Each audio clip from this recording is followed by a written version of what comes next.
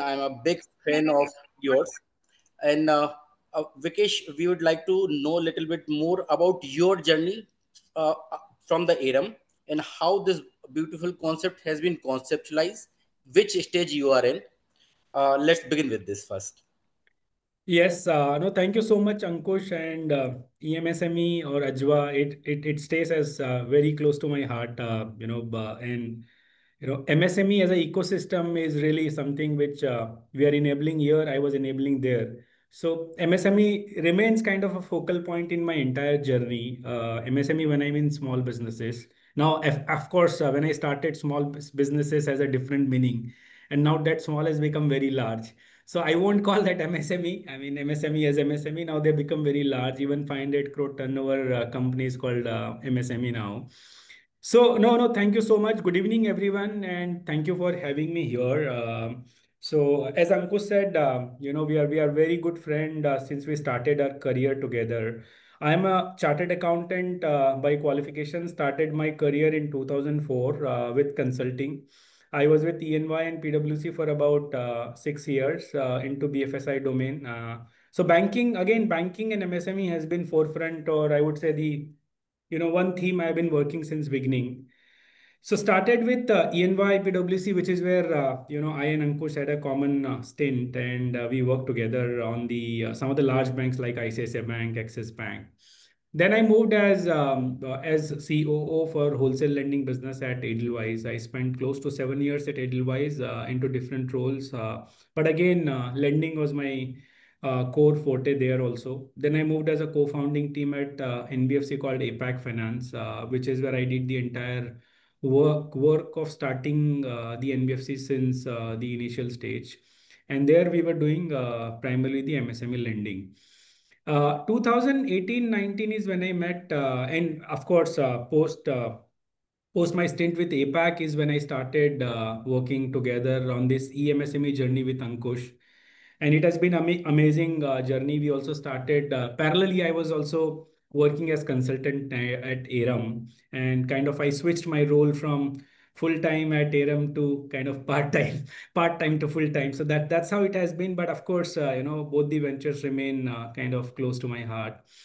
At ARM, what we are doing is we are trying to solve a problem of solar. So ARM is founded by Anand Jain. Anand comes from deep solar pedigree. He has close to 22 years of solar experience.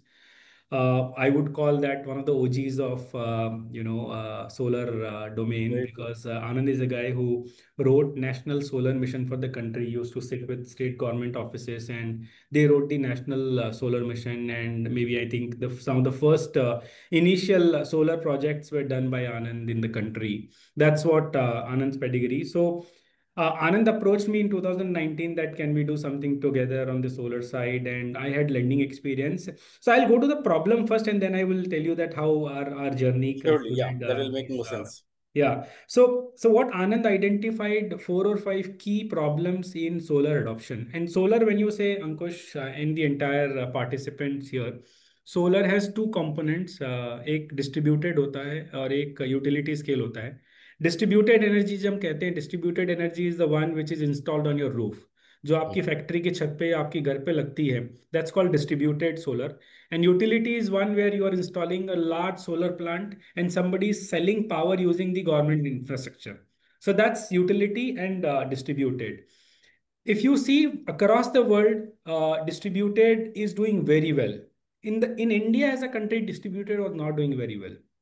Utility was doing great. We had large plants, solar के बड़े बड़े plant लगे हैं जहाँ से बिजली उत्पादन होता है और वो जाके कहीं स्टोर होता है या वहाँ से डायरेक्ट भेजा जाता है ग्रिड को. बट डिस्ट्रीब्यूटेड एनर्जी इंडिया में was not taking of well. If you call 2018-19 आपको नहीं नहीं मिलेंगे solar plant. Solar was a luxury, and उस Right. समय प्राइजेस भी बहुत ज्यादा हुआ करते थे हमको. अभी क्या है, सोलर के 2017-18 से प्राइसेस भी नॉर्मलाइज होने चालू हो गए. अब आप देखेंगे सोलर के प्राइसेस में फ्लक्चुएशन नहीं होती ज़्यादा सोलर इंस्टॉलेशन में, because prices has reach to inflection point now. यहाँ से बहुत ज़्यादा ऊपर नीचे नहीं होएगा. So now is the time any in MSME wants to take a decision to, because एक सबसे बड़ा माइंड में एक है ना क्वेश्चन एमएसएमई को ये होता है कि यार सोलर है, टेक्नोलॉजी है, आज है कल रहेगी, कल कुछ और आ जाएगा, मैं तो आज इन्वेस्ट कर दूंगा, फिर क्या होएगा उसका. Solar is the future. हाँ नहीं, बट क्या होता है अंकुश, लोगों को ऐसा लगता है कि लोगों के, हम भी सोचते हैं, जिन्हें सोलर, जिन्होंने नहीं देखा उनके लिए सोलर को ऐसा होता है कि ये टेक्नोलॉजिकल सोलर, परसों हाइड्रोजन आ जाएगी, हाइड्रोजन विंड आ जाएगी, विंड तो आई हुई है, विंड से बाद में सोलर आया, सोलर के बाद में हाइड्रोजन आया, फिर न्यूक्लियर आया। तो बोला कौन सा रहेगा पता नहीं है, और हम 25 साल का मनी लॉक इन करके बैठ जाएंगे। तो मैं एक ये मिथ आपकी दूर कर दूं सर, हम लोग 10 साल से सोलर देख रहे हैं, सोलर का रिप्लेसमेंट नहीं है, नेक्स्ट 25 ईयर तक सोलर का कोई रिप्लेसमेंट नहीं है। एंड एनर्जी इज लाइक, पहले कहते थे रोटी कपड़ा और मकान, अभी वैसा नहीं है। अभी बिजली, रोटी कपड़ा मकान है। आप फोन के बिना नहीं रह सकते, आप रोटी पूरे एक दिन उपवास करके रह जाओगे, लेकिन आप फोन देखे बिना नहीं रह सकते। Very true. तो it is the slogan has change now, it is no more roti kapda makaan, it is bijli roti kapda makaan. That is how. Gen Z will be able to relate. Yes yes. So so आप बिजली के बिना रह ही नहीं सकते हो अभी। सो बिजली has become very important. And अगर हमारा जिस हिसाब से थर्मल और जो ये कोल पावर प्लांट चलते हैं, अगर ये इसी स्पीड से चलते रहे और हमारी पावर कंजम्पशन जिस हिसाब से मल्टीप्लाई हो रही है, हम अगर कोल को यूज करके पावर बनाएंगे तो हमारी आगे की जनरेशन रह ही नहीं पाएगी इस अर्थ पे। That all of us know कि हम लोग 2 डिग्री, जो 2 डिग्री टेम्परेचर अगर बढ़ जाएगा तो वहां से ग्लेशियर पिघल जाएंगे, ग्लेशियर पिघल गया तो पूरी धरती पानी में डूब जाएगी। That everybody knows this fact, only thing is हमको ऐसा लगता है कोई शुरुआत करेगा तब हो जाएगा। I think all of us has to work together. And दूसरा चीज क्या है सर, सोलर में आपको टेक्नोलॉजी का मिथ, जैसे मैंने बता दिया आपको कि इसके आगे ना, hydrogen is commercially not viable, hydrogen को आप कैरी नहीं कर सकते, तो solar is the only solution. Nuclear भी कमर्शियली वायबल नहीं है। तो सोलर में खाली एक ही चीज होती है, सोलर में टेक्नोलॉजी एनहांसमेंट होता है। जैसे एक पैनल होती है ना, जो पैनल लगती है आपकी छत Mhm. पे, उस पैनल की एफिशिएंसी बढ़ती है। जैसे अभी मोनोक्रिस्टलाइन चल रहा है, मोनोक्रिस्टलाइन के बाद में एचजेटी आ गया है, ये मैं आपको टेक्नोलॉजी बता रहा हूँ उसकी, but don't go by the technical words of it. HJT मतलब क्या होता है कि एचजेट, चाइना में ऑलरेडी लोग एचजेटी यूज करने लगे हैं, इंडिया में अभी भी एक लेवल, एक जनरेशन पहले चल रहे हैं, हम मोनोक्रिस्टलाइन यूज कर रहे हैं। अभी मैं आपको दोनों में फर्क बताऊं तो सिर्फ 1.5% से ज्यादा एफिशिएंसी है उसमें एचजेटी में। तो ऐसी कोई टेक्नोलॉजी ड्रास्टिक चेंज नहीं हुई है। मतलब जहां 100 यूनिट जनरेट हो रहे थे, वहां उसकी जगह 101.5 यूनिट जनरेट हो रहा है। इतना ही टेक्नोलॉजी में लास्ट 3-4 साल में चेंज आया है, मैं ये कह रहा हूँ। तो आप ये मान के चलिए कोई बहुत ज्यादा बड़ा चेंज इसमें होने वाला नहीं है, तो आप डिसीजन ले सकते हैं जितना जल्दी चाहे। उससे वैसे भी फर्क नहीं पड़ेगा, क्योंकि 5 साल में तो आपकी कॉस्ट पूरी रिकवर हो जाती है। Next 21 year is the profitable years for you, perfect without perfect. तो funding anything from your pocket. बिल्कुल बिल्कुल, आपने एकदम सही कहा। मैं उसी पे आ रहा था कि ये 25 साल की टेक्नोलॉजी है और आपका पे बैक 2 साल में हो जाता है। तो मैं कह रहा हूँ आप रिस्क कितना ले रहे हो, आप रिस्क ले रहे हो 2 या 3 साल का ना। तो इट इज इट। एंड दूसरा चीज क्या होता है, 2 या 3 साल में भी या 5 साल में भी आप जो एनर्जी में जो आप सेविंग कर रहे हो, उसी में से आप पे कर दोगे, आपको अलग से पैसा इन्वेस्ट नहीं करना पड़ता है। That's another thing we will discuss when we get into detail. So I was coming to the point as to how Aerem was conceptualized. So what we identify is distributed solar में it is fractured. It is taking off very well in Europe, US, everywhere. सबकी छतों पे solar लगे थे, India में ही क्यों नहीं लग रहा है?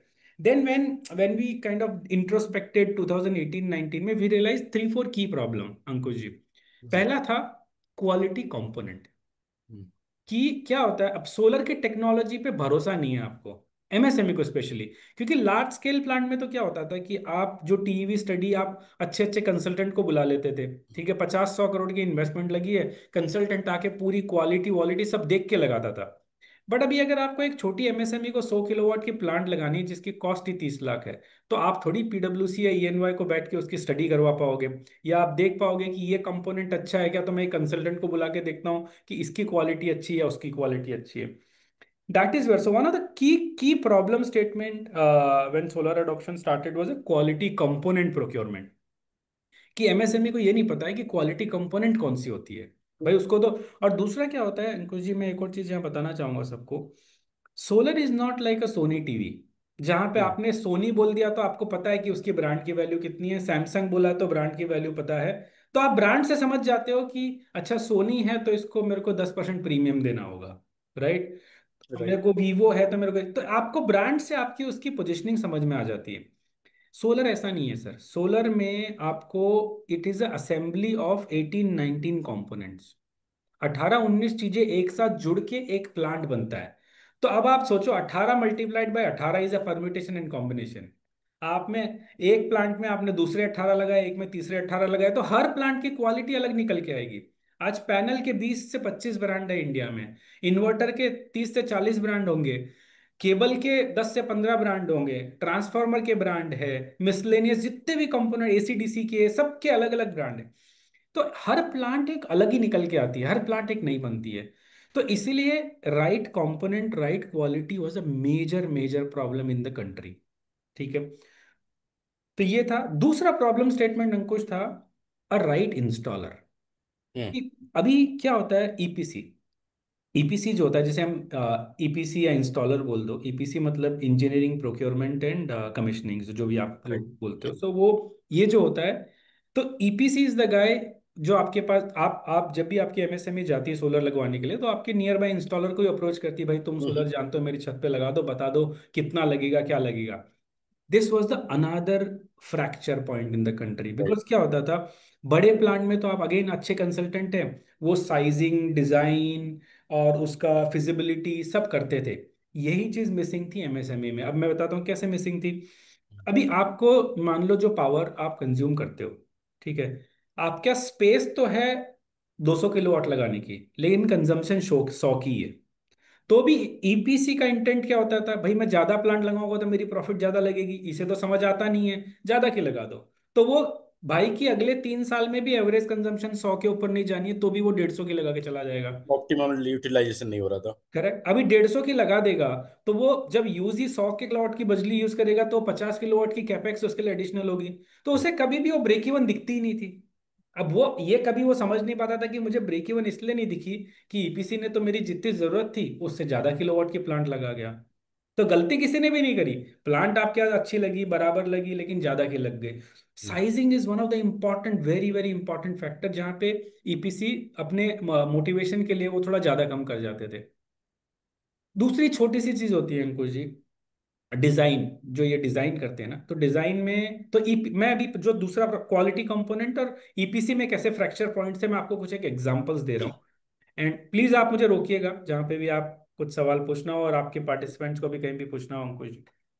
सो डिजाइन में क्या होता है, मैं आपको छोटे छोटे कुछ एग्जांपल दूंगा सर। एंड इसमें क्या होता है, जैसे आपने छत पे सोलर लगाई है, राइट, और 3 बजे के बाद में अगर उसके सोलर पे अगर छांव आती है, तो सोलर की एक खासियत ये होती है सर कि सोलर का एरे होता है, मतलब जो पैनल्स होती है उनकी एरेज होती है अलग अलग। हम्म। ठीक है।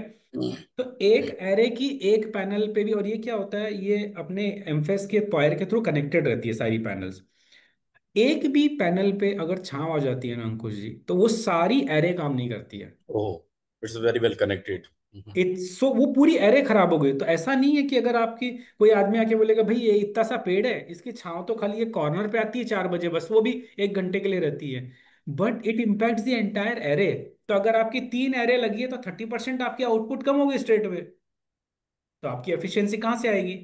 अब ये शॉर्टकट ईपीसी करके चले जाते हैं, इसको शैडो एनालिसिस कहते हैं सर। इसके लिए बिल्कुल हाईटेक टूल अवेलेबल है, आपको अपने लैट लॉन्ग डालने होते हैं गूगल उसमें कोऑर्डिनेट्स में, अच्छे एडवांस टूल मिलते हैं आज की तारीख में।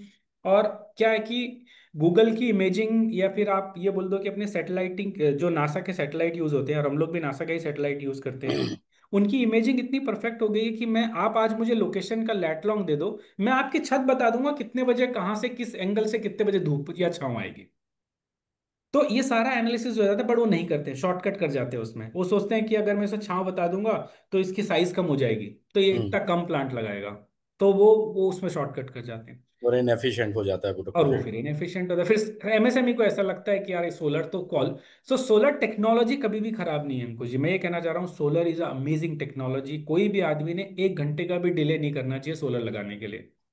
It is only the ecosystem which is not working, जो which is what Aerem, which is what Anand figured out आज से 6 साल पहले, कि we have to solve first the problem, the peripheral problem, then solar adoption distributed में अपने आप हो जाएगा। डिस्ट्रीब्यूटेड की प्रॉब्लम आ जाएगी, उसे क्वालिटी नहीं मिलती है, तो उसे ऐसा लगता है, वो क्वालिटी नहीं देखता है, वो देखता है कि सोलर ही खराब है। ट्रू। तो विकेश भाई, ऑन बिहाफ ऑफ एरम, मैं सारे एंटरप्रेन्योर को एक बात बताना चाहूंगा कि एरम ने डिजाइनिंग से लेके, सारे शेडो टेक्नोलॉजी से लेके, आपके मोबाइल से monitoring, funding, installation, the entire ecosystem they have built in such a way that you won't have to do anything apart from calling them, and they will do everything for you you will get your break even in 2, 3, or 4 years based on your installation capacity. That is also my words on behalf of Aram, because I have seen the kind of work they have done in India. So Vikesh bhai, if you can run your presentation through which they will be able to understand and relate more, that what can be their overall saving, what would be their break even point, and what is the modus operandi, so they can mentally prepare and they can actually make a call right now after this meeting, or they can request on a chat. Certainly. No, certainly. Thanks, Ankush. And as I said, so we are solving the entire ecosystem problem of the solar. So that was the vision we started Aram. And I look at the lending piece. So Aram is a group of three companies, holding companies into tech, solar tech for the distributed energy. Then we have two subsidiaries. One is NBFC, which is where we do only solar financing, Right. and also solving problem of quality component. That Hmm. is what all the problem we solve through 360-degree platform. Ankuji, if you allow, can I just share the presentation? Surely, sir. Surely, Vikesh bhai. People will be able to relate more. Yes. So this is a small presentation, and that might kind of help you also understand slightly in a deeper deeper way that when I say Aram ecosystem, what I mean. So we try to demystify the entire solar journey from kilowatt to megawatt. When I say kilowatt to megawatt, kilowatt is generally, I'll give you a threshold so that you can appreciate all the numbers later. 1 kilowatt gives you 1500 1500 units in a year. So if you are consuming, let's say about 120 or let's say 130 units a month, that's 1 kilowatt plant, and 1 kilowatt costs about 30,000 rupees. That's a broad threshold of the kilowatt to megawatt. I'll run a quick video what we are, so that you can appreciate that what I mean when I say we have built the problems, the kind of problems we are solving. Are you a solar EPC struggling to grow your business in the competitive solar industry? You're not alone. Most EPCs face common challenges like lack of solar loans and supply chain finance, complex solar designs, multiple solar monitoring Stopping platforms, and and pausing. difficulty in procurement and delivery of quality solar equipments. Does this sound familiar? Handling these challenges on your own can be overwhelming. But what if we told you there's an all-in-one solution designed to help you overcome these hurdles? Introducing the Aram Partner app, the ultimate tool for EPCs to grow their solar business seamlessly. Need loans for your customers? Apply for solar loans easily through the app and get regular status updates. Apply for business loans for timely project execution and ensure customer satisfaction.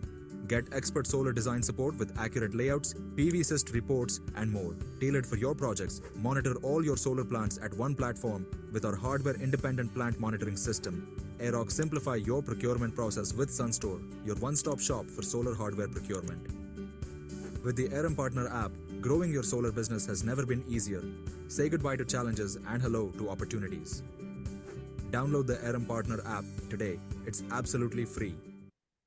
So that's broadly, I was trying to say that how we are enabling the EPC, because if we enable EPC, then only you'll get a good quality plant. That is where we're trying to give an ecosystem to EPC, that he can design it well, he can implement it well, he can procure the right material. So like I said, what Aram does is that, one is engineering. As I said, the design part and the selection of the right hardware. When I say hardware, as I said, solar is a assembly of 18, 19 components. So which in the primary components are two component into solar. One is panel, the other is inverter. These are the two key component which constitutes about 70% of the total solar plant cost. Rest all is just 30% of the cost. So choosing a right design or making a right design, and it requires some of the technology tools. It's not like you have to design it with the hand. There are tools which you use. And then comes financing. As I said, we have customized financing solutions through our NBFC. We finance. So it's like you don't have to put in your money. You can actually take loan and install the solar, and you can start saving from day one itself. And when you go for financing option, I'll tell you, we have some example in the subsequent slides. You can actually get your payback in 9 months. I mean, which asset gives you more than 50% kind of XIRR? मैं हमेशा लोगों को बोलता हूँ कि ये आपका saving tool, आप इसको मानो ही मत, इट्स एन इन्वेस्टमेंट जो आपको 50, आपको कोई एफडी या कोई म्यूचुअल फंड आपको 50% का आईआरआर देता हो तो मुझे बता देना। एआईएफ भी नहीं देगा, कोई नहीं ये देगा, इससे बेटर मैं इन्वेस्टमेंट कुछ आपको, नहीं हो सकता। मैं जैसे अंकुश जी ने बोला कि मैं गारंटी करता हूं, मैं आपको बोलता हूं कि मैं आपको गारंटी लिख के देता हूं कि आपको 50% की आईआरआर देगा 25 साल के लिए, 1 साल के लिए नहीं। आप आज इन्वेस्ट करो, 25 साल के लिए 50% आईआरआर देगा, guaranteed IRR. So that's about, so financing है, supply है, we ensure that EPC gets a quality component, right component, quality component, so that उसका आपको जो प्लांट लग रहा है वो क्वालिटी लगे। एंड दैट्स वेयर हमारे पास में लोग लोन लेने आते हैं। कुछ लोग कहते हैं कि सर अरे आप तो थोड़ा पैसा ज्यादा लेते हो बैंक से, आपके पास क्यों आए? बट जब उसे ये पता चलता है कि यार बैंक वाला है ना, वो मेरी प्लांट की क्वालिटी नहीं देखता है, वो मेरी बैलेंस शीट देख के पैसा देता है। That is where the Aerem brings in differentiator. मेरे यहाँ डबल ए कस्टमर होगा सर, डबल ए, वो आके मेरे पास में सोलर प्लांट इसलिए इंस्टॉल कराता है because he knows that Aerem will first ensure the quality of the plant and then they will finance. So that's where you should choose, and I'm not saying that Aram. You should find out somebody, and I'm not truly trying to tell that you should go with Aram only, sir. I'm a co-founder at Aram, but I'm kind of, I'm not trying to promote. I'm promoting solar, and I want to promote solar because let's try and solarize all your factories. It's a saving tool also, and it helps Mother Earth, right? Ultimately, you're also, and nothing is good that which gives you saving also, and you're contributing to the environment. So it has multiple benefits. Supply हम देते हैं, installation, पूरा installation जो आपका होता है, तो solar का सर लगभग 60 से 90 दिन इंस्टॉलेशन पीरियड होता है। तो वो इंस्टॉलेशन में पूरा हमारा मॉनिटरिंग रहता है कि जो प्लांट लगे वो अच्छी क्वालिटी का लगे। इसमें क्या होता है कि मटेरियल प्रोक्योरमेंट से लेके जब आपकी नेट मीटरिंग होती है, और मैं आगे आपको नेट मीटरिंग भी बताऊंगा क्या होती है, तो वो सब में आपको 3 महीने लग जाते हैं। वो 3 महीने आपको इंस्टॉलमेंट नहीं भरनी होती है, वो तीन आप खाली ब्याज भरते हैं। तो 3 महीने का एक प्रिंसिपल मोरेटोरियम होता है लोन में, और आपके चौथे महीने से आपकी इंस्टॉलमेंट शुरू होती है। और हमारा जो लोन का प्रोडक्ट है वो स्ट्रक्चर्ड इस तरह के होता है सर, 5 साल का लोन होता है। तो आपको हम गारंटी देते हैं कि 5 साल का जो लोन होता है ना, उसमें जब आप इंस्टॉलमेंट भरेंगे, आपकी हर एक इंस्टॉलमेंट जो आप भरेंगे वो आपकी सेविंग से कम होगी। तो अगर मतलब आप जेब 100, से एक भी रुपए देना ही नहीं है, जो इलेक्ट्रिसिटी में आप, बचाया उससे कम आपको ईएमआई आएगी। यस यस, दैट्स तो फैंटास्टिक। 5 साल का लोन इसीलिए रखा है अंकुश जी, क्योंकि मैं 4 साल का रखता हूं तो उसके जेब में थोड़ा बचा हुआ नहीं दिखता है। 5 साल का रखने में इतना अच्छा फायदा होता है कि वो आदमी जेब से भर ही नहीं रहा है, कुछ उसके घर में बच रहा है, मतलब the plant is giving money to him. इसलिए बोलता हूँ कि it's a investment product, it's not a machinery which requires expense, it's a investment, it gives revenue. दूसरा, उसके बाद में एसेट लगने के बाद में हमारा इंडिया में और किसी के पास में ऐसा कोई प्लेटफॉर्म नहीं है। We have developed in house a platform called Aeroc, Aerem remote operation centre. हम आपको आपके ऐप में रियल टाइम आपके प्लांट की मॉनिटरिंग देते हैं। आप एवरी आवर में देख सकते हैं कि पिछले घंटे आपके प्लांट ने, अगर मैंने आपको बोला था कि 4 यूनिट पर किलोवाट जनरेट करता है प्लांट, तो उसने करा कि नहीं करा। उसके अगर उसने नहीं करा है तो ये आपके पास में क्लियर सिग्नल है कि आप जाओ छत पे और देखो उस पे धूल गिर गई है, उसको साफ कर दो ताकि वो वापस जनरेट करने लगे। सोलर में और कोई मेंटेनेंस नहीं होती है सर, सोलर में सिर्फ पैनल को धोना होता है, इसके अलावा उसकी कोई मेंटेनेंस नहीं होती है, क्योंकि उस पर अगर धूल जम जाती है तो धूप उसके ऊपर नहीं गिरती है, इसलिए जनरेशन कम हो जाती है। आप धो दो, तुरंत जनरेशन वापस चालू हो जाएगी। यही मेंटेनेंस होती है सर सोलर की, और कोई मेंटेनेंस नहीं होती। 25 साल तक पैनल आपको पावर जनरेशन देती है सर। और as I said, right design, right engineering हम इंश्योर करते हैं। हमारे प्लेटफॉर्म पे हमने अभी तक लगभग 2000 प्लांट इंस्टॉल करा चुके हैं successfully, and plants are running perfectly well, and every plant is giving fantastic outcome, people are saving a lot.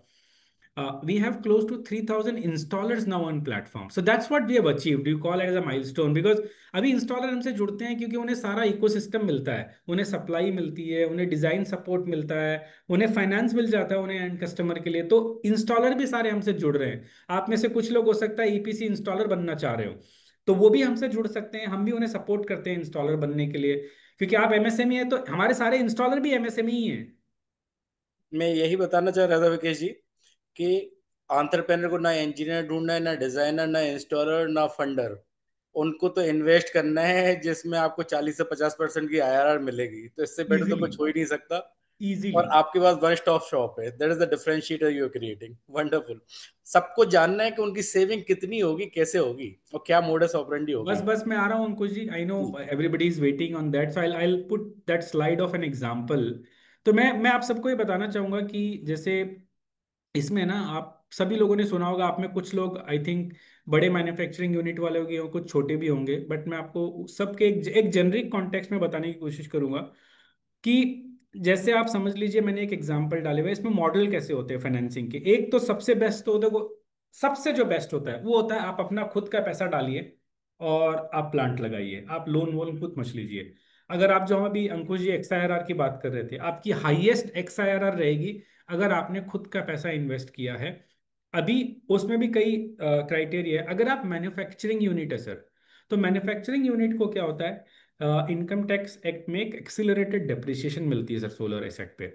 तो क्या होता है कि आप, अगर आप प्लांट लगा रहे हैं, तो प्लांट में आपको 60% की डेप्रिसिएशन फर्स्ट ईयर में ही मिल जाती है सर, इनकम टैक्स के हिसाब से। तो अगर आप 60% की डेप्रिसिएशन अगर आप क्लेम कर रहे हैं, तो आपका 18 रुपया तो वापस आ गया, मतलब फर्स्ट ईयर की डेप्रिसिएशन के सामने टैक्स बेनिफिट में ही 18 रुपया वापस आ गया है। तो 18 रुपये तो आपको, मैं कह रहा हूँ, मैं आपको 70, आपको 72 रुपये ही कॉस्ट लगी, या आप सॉरी 82 रुपये ही कॉस्ट लगी, आपकी कॉस्ट ही नहीं लगी ज्यादा। तो वही मैं कहने की कोशिश कर रहा हूँ कि बेस्ट जो मॉडल है ना सर, आप कैपेक्स मॉडल पे जाइए और खुद का पैसा लगाइए। उसमें आपकी, आप ये एग्जांपल देखेंगे, 1000 किलोवाट जो होता है, जिसको 1 मेगावाट बोलो या 1000 किलोवाट बोलो, उसका कॉस्ट होता है 3 करोड़। जैसे मैंने बोला था 1 किलोवाट 30,000 होता है, तो 1 मेगावाट 3 करोड़ का कॉस्ट होता है। 1 मेगावाट में आप जनरेट करते हैं 14,60,000, लगभग 15 लाख यूनिट साल के आप जनरेट करते हैं। अभी ये उन व्यापारी भाइयों के लिए हो गया, जो व्यापारी भाई, जो भी आप यहाँ पे MSMEs हैं, जो भी आप लोगों में से एक 15 लाख यूनिट साल के कंज्यूम करते होंगे आपकी मैन्युफैक्चर, आपका बिल तो आपको पता ही है, आप सभी लोग जो व्यापारी, जो भी आपको आपका बिल पता है, जिनका भी बिल एक, समझ लो ना, एक 15 लाख आता है, ये उनके लिए परफेक्ट एग्जाम्पल है। और जो उनका कम आता है वो आप इसको प्रोपोर्शनेट कर लीजिए। तो जिनका 15 लाख, सॉरी 15 लाख नहीं, 15 लाख यूनिट्स आते हैं जिनका, अभी 15 लाख यूनिट में क्या होता है, कोई किसी का 8 रुपए का पर यूनिट रेट है, किसी का 10 रुपए है। जनरली मैंने महाराष्ट्र में देखा है कि 8 रुपए से कम किसी का रेट नहीं है इंडस्ट्रियल का। और कोई कोई इंडस्ट्री होती है, जैसे मैंने कहा हॉस्पिटल, हॉस्पिटल में लोग 14 रुपए देते हैं। और आप हाउसिंग सोसाइटी देखोगे तो 16-17 रुपए भी देते हैं। होटल्स देखोगे तो 16-17 रुपए देते हैं। और आपको सोलर जब आप खरीद के लगाते हो सर, 3.5 रुपए पर यूनिट पड़ता है। ओ माय अब गॉड, आप सेविंग देख लीजिए, 16 मतलब रुपए इसमें से और कुछ, 4 रुपए सीधा। तो 3.5 रुपए आपको पड़ता है सर, पूरा हम्म, ऑल इन कॉस्ट में बता रहा हूँ, 3.5 रुपए पड़ता है। 3.5 रुपए में अगर आप 8 रुपए भर रहे हो, तो आप अपनी बचत देख लीजिए सर। तो इसमें क्या होता है, जैसे 3 करोड़ का आपने कॉस्ट लगाया, 3 करोड़ में से आपने 15 लाख यूनिट जनरेट किए, तो 15 लाख अगर आप 10 रुपए के रेट से भर रहे हो, समझ लीजिए, तो 15 लाख मतलब 1.5 करोड़ रुपया तो आपको पहले ही ईयर की सेविंग आ गई सर। अगर आप 10 रुपए के यूनिट से भर रहे हो, तो आपको पहले ईयर के ही 1.5 करोड़ आ गया, दूसरे साल में अनदर 1.5 करोड़ आ गया, तो 3 करोड़ आपका 2 साल में तो पूरा पे बैक ही हो गया। उसके बाद में 23 साल आपको फ्री पावर मिल रही है सर, क्योंकि आपकी पे बैक तो 2 ही साल में हो गई है। अभी ये तो मैं बोला कि खाली यूनिट से कितना बचा। अगर आप उसका डेप्रिसिएशन बेनिफिट मांग लो तो वो अलग है। तो अगर मैं डेप्रिसिएशन भी बेनिफिट मान लूँ 10 रुपए वाले एग्जाम्पल में, तो वो आदमी 68 लाख 40,000 की डेप्रिसिएशन फर्स्ट 2 ईयर में क्लेम कर लेता है कैश। तो in a way it's a win win for a capex model. Then comes a loan, कि कैपेक्स ही करना है, लेकिन लोन फॉर्मेट में जाना है, मतलब खुद के पास पैसा नहीं है, लोन लेके लगाना है। लोन में आपको पे बैक तो 9 महीने में ही हो जाती है, लेकिन XIRR कम आती है। XIRR कम आती है क्योंकि पहले 5 साल में आप थोड़ा ब्याज भी भरते हैं, ठीक है, लेकिन बहुत ज्यादा फर्क नहीं पड़ता। जैसे इसमें अगर 50% XIRR आ रही होगी, तो वहाँ 49 आ रही होगी, इतना ही फर्क पड़ता है, बहुत ज्यादा, क्योंकि आपको बेनिफिट जो है ना, लोन 5 ही साल की होती है, लेकिन बेनिफिट बेनिफिट 25 साल मिलता है आपको। नहीं पर Vicky ji, since entrepreneur mostly small medium, small और माइक्रो एंड एंटरप्रेन्योर भी ज्वाइन हुए हैं, हाँ, और उनके पास इतना कैपेक्स लगाना नहीं होगा। मैं आप सबको बता दूं, विकेश जी सीए रैंक होल्डर भी हैं, तो फाइनेंस में और क्रेडिट में उनकी पकड़ बहुत स्ट्रांग है। तो उनको फाइनेंस ऑप्शन ही लगेगा, और जैसे उन्होंने ऑलरेडी बोल दिया कि आपको यदि इतना यूनिट नहीं लगता तो इसको प्रोपोर्शनेटली कम कर सकते हैं आप। तो करेक्ट। उसको प्लीज ध्यान दीजिए। Over to Vikesh ji. Yes yes, no thank you. So इसमें जैसे आप मैंने जैसे अंकुश जी ने बोला कि मैंने एक एग्जांपल बना दिया कि भाई जिसका 15 लाख यूनिट जो कंज्यूम करता हो, तो आप देख लीजिए अगर आप 15 की जगह आप 10 करते हो तो इसको आप प्रोपोर्शनेट कर लीजिए, उतनी आपकी कैपेक्स कम हो जाएगी और उतनी आपका, बट ये पे बैक पीरियड और आपके एक्सआईआर सेम रहेगी। तो एक लोन हो गया जिसमें आजकल हर there are multiple financing companies in in in country, so आप किसी से भी लोन ले सकते हैं। एनबीएफसी भी है, बैंक्स भी है, 5 साल की लोन मिल जाती है, और 5 साल जैसे मैंने कहा कि आपकी ईएमआई 5 साल के स्ट्रक्चर में हमेशा आपकी सेविंग से कम रहेगी, तो आपके जेब से कोई भी पैसा नहीं जाएगा। अभी तीसरा ऑप्शन आता है लीज, जो लीज भी चलता है और हम लीज भी करते हैं, हमें लीज का भी अप्रूवल है। लीजिंग उनके लिए फिट होता है जैसे सर्विस इंडस्ट्री है, जिन्हें जिन्हें डेप्रिसिएशन का बेनिफिट नहीं मिलता है, तो उनके लिए लीजिंग है, लीजिंग बेस्ट है कि आप लीज पे ले लो। तो उससे क्या होता है, थोड़ा जिस आदमी ने डेप्रिसिएशन का बेनिफिट, मतलब आपको जो लेंडर रहेगा या लेसर रहेगा, वो आपको डेप्रिसिएशन क्लेम करके वो बेनिफिट आपको पास ऑन कर देता है, तो थोड़ा आपका लीज में आपका वो बेनिफिट आपको थोड़ा मिल जाता है, तो वो लीज हो गया। लास्ट जो सबसे प्रेवलेंट और सबसे ज्यादा जो चलता है बड़ी इंडस्ट्री में, स्लाइटली मिड एंड लार्ज में, is PPA. PPA is power purchase agreement. Power purchase agreement में कोई आदमी ने कहीं प्लांट लगा रखी होती है जिससे आपको पावर बेचता है। अब ये क्या होता है, ये सबसे महंगा पड़ता है सर, मैं इसका रीजन बताता हूँ। भाई जिसने पावर प्लांट लगा रखी है, वो लगा रखी है तो पहले तो उसने अपना, आप उसने भी लोन लिया हुआ है, तो लोन लिया हुआ है तो पहले तो उसका लोन, ठीक है, जिसने जिसने प्लांट में इन्वेस्ट किया है पहले तो उसका लोन और उसकी लोन की कॉस्ट। दूसरा, क्योंकि उसने प्लांट लगा रखी है तो उसकी प्रॉफिट की एक्सपेक्टेशन भी है, क्योंकि वो तो बिजनेस कर रहा है पावर बेचने का, तो समझ लीजिए उसने 10-15% अपना प्रॉफिट भी ऐड कर रखा है। तीसरा क्या होता है सर, क्योंकि ये प्लांट आपको डिस्ट्रीब्यूटेड नहीं होते, मतलब ये आपकी छत पे नहीं लगे होते, ये कहीं तो दूसरी रिमोट लोकेशन पे लगे होते हैं, तो ये पीपीए जो ओनर्स होते हैं इन्हें गवर्नमेंट का इंफ्रास्ट्रक्चर यूज करना होता है पावर ट्रांसमिशन के लिए, तो इनको गवर्नमेंट एक व्हीलिंग चार्ज लेती है। तो व्हीलिंग चार्ज एक आपको लेता लगता है, वो एडिशनल लग जाता है, तो 60 से 70 पैसा मिनिमम व्हीलिंग चार्ज होता है सर। तो 70 पैसा आपका स्ट्रेट अवे, मतलब जो 3.5 रुपए है उसमें 70 पैसा आपका स्ट्रेट अवे बढ़ गया। तो इसीलिए पीपीए आपको हमेशा सबसे महंगा ही पड़ेगा। बट कई बार क्या होता है कि हमारी केपेक्स करने की क्षमता नहीं है या लोन भी लेने की क्षमता नहीं है, और हम खाली बस एक, बिजली हमारी इतनी आ रही थी, एटलीस्ट मेरी 8 रुपए की जगह चलो मेरे को 6 रुपए तो हो जाएगी, 2 रुपए बचेंगे वो भी मेरे लिए अच्छे हैं, ये उनके लिए विकेश है। विकेश जी, थोड़ा मेरे को करेक्ट कीजिए मेरी अंडरस्टैंडिंग। हाँ, पीपीए तो उनके लिए जिनको लिए कमर्शियल तरीके से काम करना है, लीज उनके लिए अच्छा है जिन खुद की बुक्स पे डेप्रिसिएशन का बेनिफिट नहीं ले सकते। वही है, करेक्ट। मुझे जो सबसे अच्छा जो समझ में आ रहा है, लोन कि आप थोड़े टाइम में ही आपको पेबैक भी मिल जाएगा, फिर इलेक्ट्रिसिटी आपके लिए कंप्लीटली फ्री हो गई, और खुद की जेब से पैसा भी नहीं भरना है, जो इलेक्ट्रिसिटी बिल दे रहे थे उससे कम ईएमआई जाएगी। तो सबसे अच्छा मॉडल तो लोन वाला ही मुझे समझ रहा है। सबसे तो इज बेस्ट है, माई सबसे बेस्ट। Understanding correct? यस, सबसे बेस्ट है। पे बैक परस्पेक्टिव से देखोगे तो आप मेरे मॉडल में भी देखोगे तो 9 महीने में उस आदमी का पूरा पैसा रिकवर हो जाता है सर। बेटर। तो बेस्ट एग्जाम्पल है, बेस्ट है। एक सवाल और था हाँ कि जी। यदि कुछ ऐसा ब्रेक इवन पॉइंट है कि जिसकी यूनिट यदि बहुत ही कम कंज्यूम हो रही है उसके लिए सोलर वायबल नहीं होता, ऐसा भी कुछ है क्या कि मिनिमम यूनिट इतनी कंज्यूम कंज्यूम होनी चाहिए? नहीं, ऐसा नहीं होता है अंकुश जी, देखो यूनिट तो कितनी भी कम हो उतनी प्लांट कम कम साइज की लग जाती है, हम्म। तो उसकी साइजिंग ठीक हो जाती है। खाली ये उनके लिए बेनिफिशियल नहीं है जिनकी ऑलरेडी सब्सिडाइज रेट है। तो कई बार क्या होता है, ग्रिड ने ही किसी किसी इंडस्ट्री को 6 रुपए की जगह 5 रुपए रेट ही दी हुई है आपको। एसईजेड काइंड ऑफ जो हाँ, सेटअप है उनके लिए उतना बेनिफिशियल नहीं होगा। हाँ, जिनकी रेट ही सब्सिडाइज है भाई, जिन्हें ग्रेड ही 4.5 रुपए में ही पावर बिल कर रही है, तो राइट। उनके लिए बहुत ज्यादा बेनिफिशियल नहीं है, फिर वो क्यों करेंगे। और हम्म। देखो कोई भी व्यापारी, कोई भी धंधे वाला आदमी, मैंने देखा है कि एनवायरनमेंट के लिए कोई आदमी काम नहीं करता, जब तक पैसे बच नहीं रहे हो तब तक कोई आदमी काम नहीं करता है। तो so unless he is a kind of environment enthusiast, जो तो वो स्पेंड कर सकता है, अदरवाइज कोई बचत ना हो तो स्पेंड नहीं करता है। पर बचत तो होती है इसमें। सो बचत इट्स गुड होती है। For everyone of us, except जिनको ऑलरेडी सब्सिडी मिल रही है।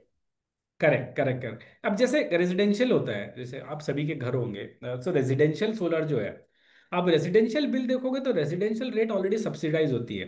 जैसे क्या होता है कि जो ग्रिड होती है हमारी, जो जैसे हमारा एमएसएबी है या जो भी ग्रिड है, जो ये थर्मल या कोल पावर जो जनरेट करते हैं, इनकी एक कॉस्टिंग होती है। तो जनरली इंडिया में जो कॉस्ट है, जहाँ तक मैं जानता हूँ, 8.5 रुपए के हिसाब से, 8.5 रुपए की हमारी, 8.5 रुपए की हमारी एक्चुअली इंडिया लेवल पे जनरेशन की कॉस्ट है सर आज की तारीख में। राइट। तो आप सभी को 8.5 रुपए चार्ज नहीं होते हैं। इसलिए तो वही, कमर्शियल को मिनिमम रेट 8 रुपए है अक्रॉस इंडिया। हाँ, तो इसीलिए वो क्या है, वो सरकार ने क्या है, कैसा बना रखा है कि हाँ, एक पुअर जो कैटेगरी में या बिलो बिलो पुअर्टी लाइन आते हैं उनको एक बहुत ही सब्सिडाइज रेट दे रखा है। देन रेजिडेंशियल को कम दे रखा है, कमर्शियल को सबसे ज्यादा दे रखा है, कमर्शियल में भी कुछ कुछ सेगमेंट को और ज्यादा दे रखा है। तो उन्होंने एक अपना एक फॉर्मूला बना रखा है कि कैसे रिकवर करना है। मेक एक सेंस। टीओडी का भी कॉन्सेप्ट होता है इसमें, टाइम ऑफ डे, कि आप टाइम ऑफ डे में भी पी कार्ड की रेट ज्यादा होती है, तो आपके बिल में देखोगे ना, तो ये जो मैं रेट बता रहा हूँ तो फिक्स रेट नहीं होती है अंकुश जी। हम्म। हर टाइम की अलग, हर टाइम का जो 3 3 घंटे का उन्होंने टाइम स्लॉट बांट रखा है, हर टाइम स्लॉट की रेट अलग होती है, पीक आवर ओके। की रेट सबसे ज्यादा होती है सर। तो इसमें क्या होता है अंकुश जी, मैं डिस्ट्रीब्यूटेड जो आपको बता रहा था, डिस्ट्रीब्यूटेड में क्या होता है, there is a concept of net metering. मैं यहाँ सभी को बता दूं ताकि ये एक बेसिक सी चीज़ है बताने के लिए। नेट मीटरिंग में क्या होता है अंकुश जी, जैसे सोलर जो होती है, सोलर आपकी 24 आवर पावर ऑफसेट नहीं करती है, बिकॉज सोलर तो सिर्फ डे में जनरेट होती है। तो आप राइट। कहोगे कि भाई मेरी फैक्ट्री तो 24 घंटा चलती है, फिर क्या करूंगा। तो सोलर आपकी सिर्फ दिन की पावर ऑफसेट करती है। अगर आपको रात की भी पावर ऑफसेट करनी हो तो फिर आपको बैटरी बैस भी लगानी होती है। बेसिकली स्टोरेज रखना पड़ेगा कि फिर वो रात में भी चल जाए। तो स्टोरेज बहुत महंगा है, तो आप स्टोरेज के साथ जाओगे तो आपको महंगा पड़ेगा। तो ओके। लोग सिर्फ डे की पावर को ही ऑफसेट करते हैं। अब डे की पावर ऑफसेट करना भी बहुत है ना, आई एम सिंग बिजली का बिल आपका कम ही हो रहा है, मतलब जो भी आपको इंक्रीमेंटली जितना भी सेविंग मिले आपके लिए अच्छा है, ट्रू। राइट। तो नेट मीटरिंग क्या होता है अंकुश जी, डिस्ट्रीब्यूटेड सोलर में एक अप टू वन, अलग अलग स्टेट के अलग अलग रूल है। तो जैसे महाराष्ट्र में अप टू 5 मेगावाट का नेट मीटरिंग अलाउड है। तो नेट मीटरिंग का मतलब ये होता है कि आप अपनी छत पे जो लगा रहे हो, आप जो सोलर लगा रहे हो, तो आपकी बिजली जो जनरेट होती है सोलर से, वो पहले जाती है ग्रिड में, ओके। और ग्रिड से आपको आती है। तो उसमें क्या होता है, आपको नेट का बिल होता है। तो अगर आपने 100 ग्रिड में भेजा और उससे 50 ड्रॉ किया, तो 50 ग्रिड में आपके जमा हो जाते हैं और 50 का आपको बिलिंग हो जाता है। ऐसे करके क्या होता है आपका, अगर आपका जनरेशन ज्यादा हो रहा है तो ग्रिड क्या करती है, इसमें भी हर स्टेट के अलग अलग रूल है, मैं आपको खाली एक ब्रॉड बता रहा हूँ। जैसे महाराष्ट्र में है कि मार्च में उनका सेटलमेंट होता है, तो मार्च में जो भी आपके एक्सेस यूनिट पड़े रह गए, तो ग्रिड एक मिनिमम रेट लगा के आपको क्रेडिट दे देती है उतने का। It is kind of bonus dividend. हाँ, वही है। Good one. यस, तो वैसा है, तो नेट मीटरिंग पे चलता है ये। नेट मीटरिंग का एक अप्रूवल आता है। एक नेट मीटर जब आप सोलर के लिए एप्लीकेशन लगाते हो सरकार में, तो जो भी आपका डिस्कॉम है, वो डिस्कॉम एक आपको नेट मीटर का इंस्ट्रूमेंट देता है, वो आपको लगता है, जिससे कि आपकी नेट मीटरिंग की कैलकुलेशन होती है। Okay, make sense. तो इसकी मोडस ऑपरेंडी क्या रहती है और इसमें एक्चुअली डिफिकल्टीज क्या है, क्योंकि ये सबके लिए विन विन तो है, ये तो समझ हम्म। में आ गया। तो इसका हम्म। अडॉप्शन आज की डेट में इंडिया में क्या है और कैसे बढ़ेगा, तो उसका थोड़ा मैकेनिज्म आप समझा दें कि मोडस हाँ, ऑपरेंडी क्या रहती है, what are the practical difficulties people are facing to adopt. ठीक है। तो मैं इसको पहले तो आपको मॉडस ऑपरेंडी में जाता हूँ। इसमें जी। होता क्या है, जैसे आपको इसका एक वैल्यू चेन बता देता हूँ। वैल्यू चेन में जैसे पहले तो आपका, जैसे आपने, आपको आपका बिल देखना है कि आप कितना कंजम्पशन कर रहे हो। अगर आपका अच्छा खासा कंजम्पशन है और आपको लगता है कि आपका कंजम्पशन इतना ही रहने वाला है या बढ़ने वाला है, और आपके पास में एक अवेलेबल स्पेस है, तो इसका एक स्पेस का भी एक डायनेमिक्स होता है। तो आपके पास अगर अवेलेबल स्पेस है, तो आप एक आपके नियर बाय सोलर इंस्टॉलर को बुलाओगे, वो आपका फिजिबिलिटी स्टडी करेगा कि आपका जो छत है, वो छत आरसीसी छत है क्या, वो पैनल का लोड ले पाएगा क्या, ले पाएगा। एलिवेटेड स्ट्रक्चर बनाना पड़ेगा कि छत पे ऐसे लगा देंगे तो चल जाएगा। तो ऑल ऑफ दिस असेसमेंट वो आके आपकी छत का, आपके एरिया का सब करके जाएगा। आपका मीटर का एनालिसिस करेगा, आपका बिल का एनालिसिस करेगा, आपका किलोवाट लोड कितना आपको अप्रूव्ड है। तो अगर आपको जैसे किलोवाट लोड 15 किलोवाट ही अप्रूव्ड है, तो आप 20 की रिक्वायरमेंट होगी तो भी नहीं लगा सकते। फिर आपको पहले ग्रिड के पास में एक लोड एक्सटेंशन की एप्लीकेशन लगानी होती है, फिर लोड एक्सटेंशन होता है, फिर आप अप्लाई करते हो। तो ये सब होता है। तो आपका एक असेसमेंट, एक टेक्निकल एंड फिजिकल साइट का असेसमेंट होता है, जो सोलर इंजीनियर आके करके जाता है। उसके बेसिस पे आपका एक प्रपोजल बनाता है। वो आपको प्रपोजल देता है कि आपको इतना किलोवाट लगेगा, इसकी इतनी कॉस्ट आएगी। मैं खाली आपको एक ब्रॉड बेंचमार्क, जैसे मैंने अंकुश जी आपको सबको दिया, कि एक, अगर आपका मोटा मोटी एक 28 से 30 हज़ार पर किलोवाट की अगर कॉस्ट आ रही है आपको, बहुत ही रिजनेबल है, आप उससे कॉल लेके जा सकते हैं। और आपका एक ब्रॉड एस्टिमेट बता दूं कि जैसे आपकी जितने यूनिट्स है, एक पर किलोवाट 4 यूनिट पर डे का एक थ्रेशोल्ड है। और ये हर कंट्री के लिए अलग अलग होता है। इंडिया का जो लेट लॉन्ग है, जो इंडिया में जो हीट आती है, इंडिया में जो सनराइज होता है, उसके हिसाब से नॉर्मली ऑन एन एवरेज पूरा pan India, except you leave out some reasons like north east, या आप जम्मू एंड कश्मीर छोड़ दीजिए, लद्दाख और वो सब रीजन, बाकी अप्रोक्सीमेटली 80% ऑफ इंडिया में आपको 4 यूनिट पर डे पर किलोवाट की आउटपुट मिलती है सोलर से।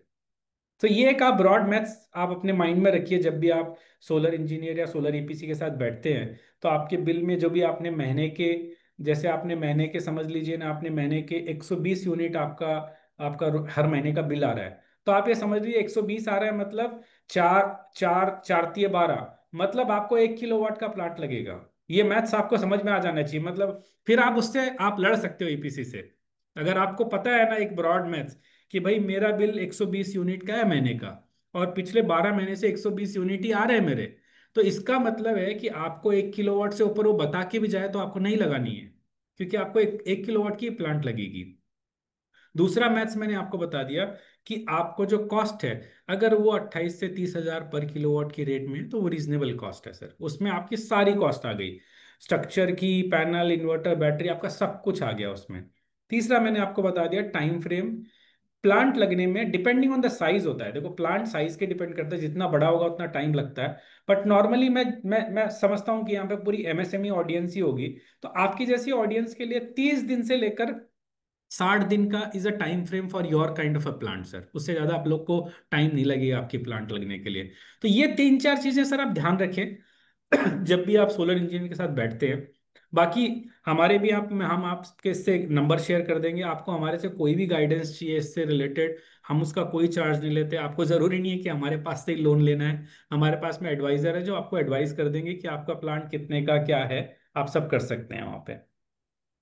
तो सबसे बेस्ट तो कंसल्टेंसी वही है कि वन स्टॉप शॉप से ही ले ली जाए, और यस आपको फ्री यस भी प्रोवाइड कर रहे हैं। Very good. Yes yes, and we are present pan India Ankush ji, मतलब खाली आप नॉर्थ ईस्ट और जम्मू एंड कश्मीर छोड़ दिए, मेरी फिजिकल टीम है पूरे पूरे इंडिया में, कहीं पे भी हम कहीं पे भी पहुंच सकते हैं इन पर्सन।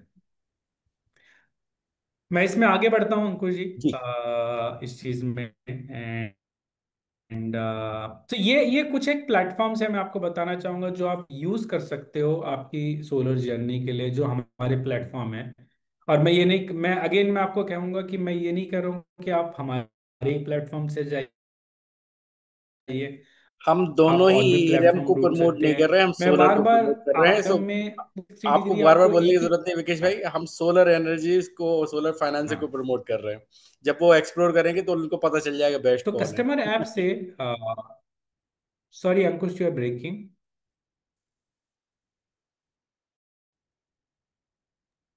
नहीं, मैं बोल रहा हूँ विकेश भाई, हम दोनों ही एरम को प्रमोट नहीं कर रहे हैं, हम सोलर को प्रमोट कर रहे हैं, सोलर फाइनेंसिंग और सेविंग को प्रमोट कर रहे हैं, कॉस्ट एफिशिएंसी को प्रमोट कर रहे हैं, नेशन बिल्डिंग को प्रमोट कर रहे हैं। तो आप तो बिंदास बताइए कैसे प्लेटफॉर्म काम करता है।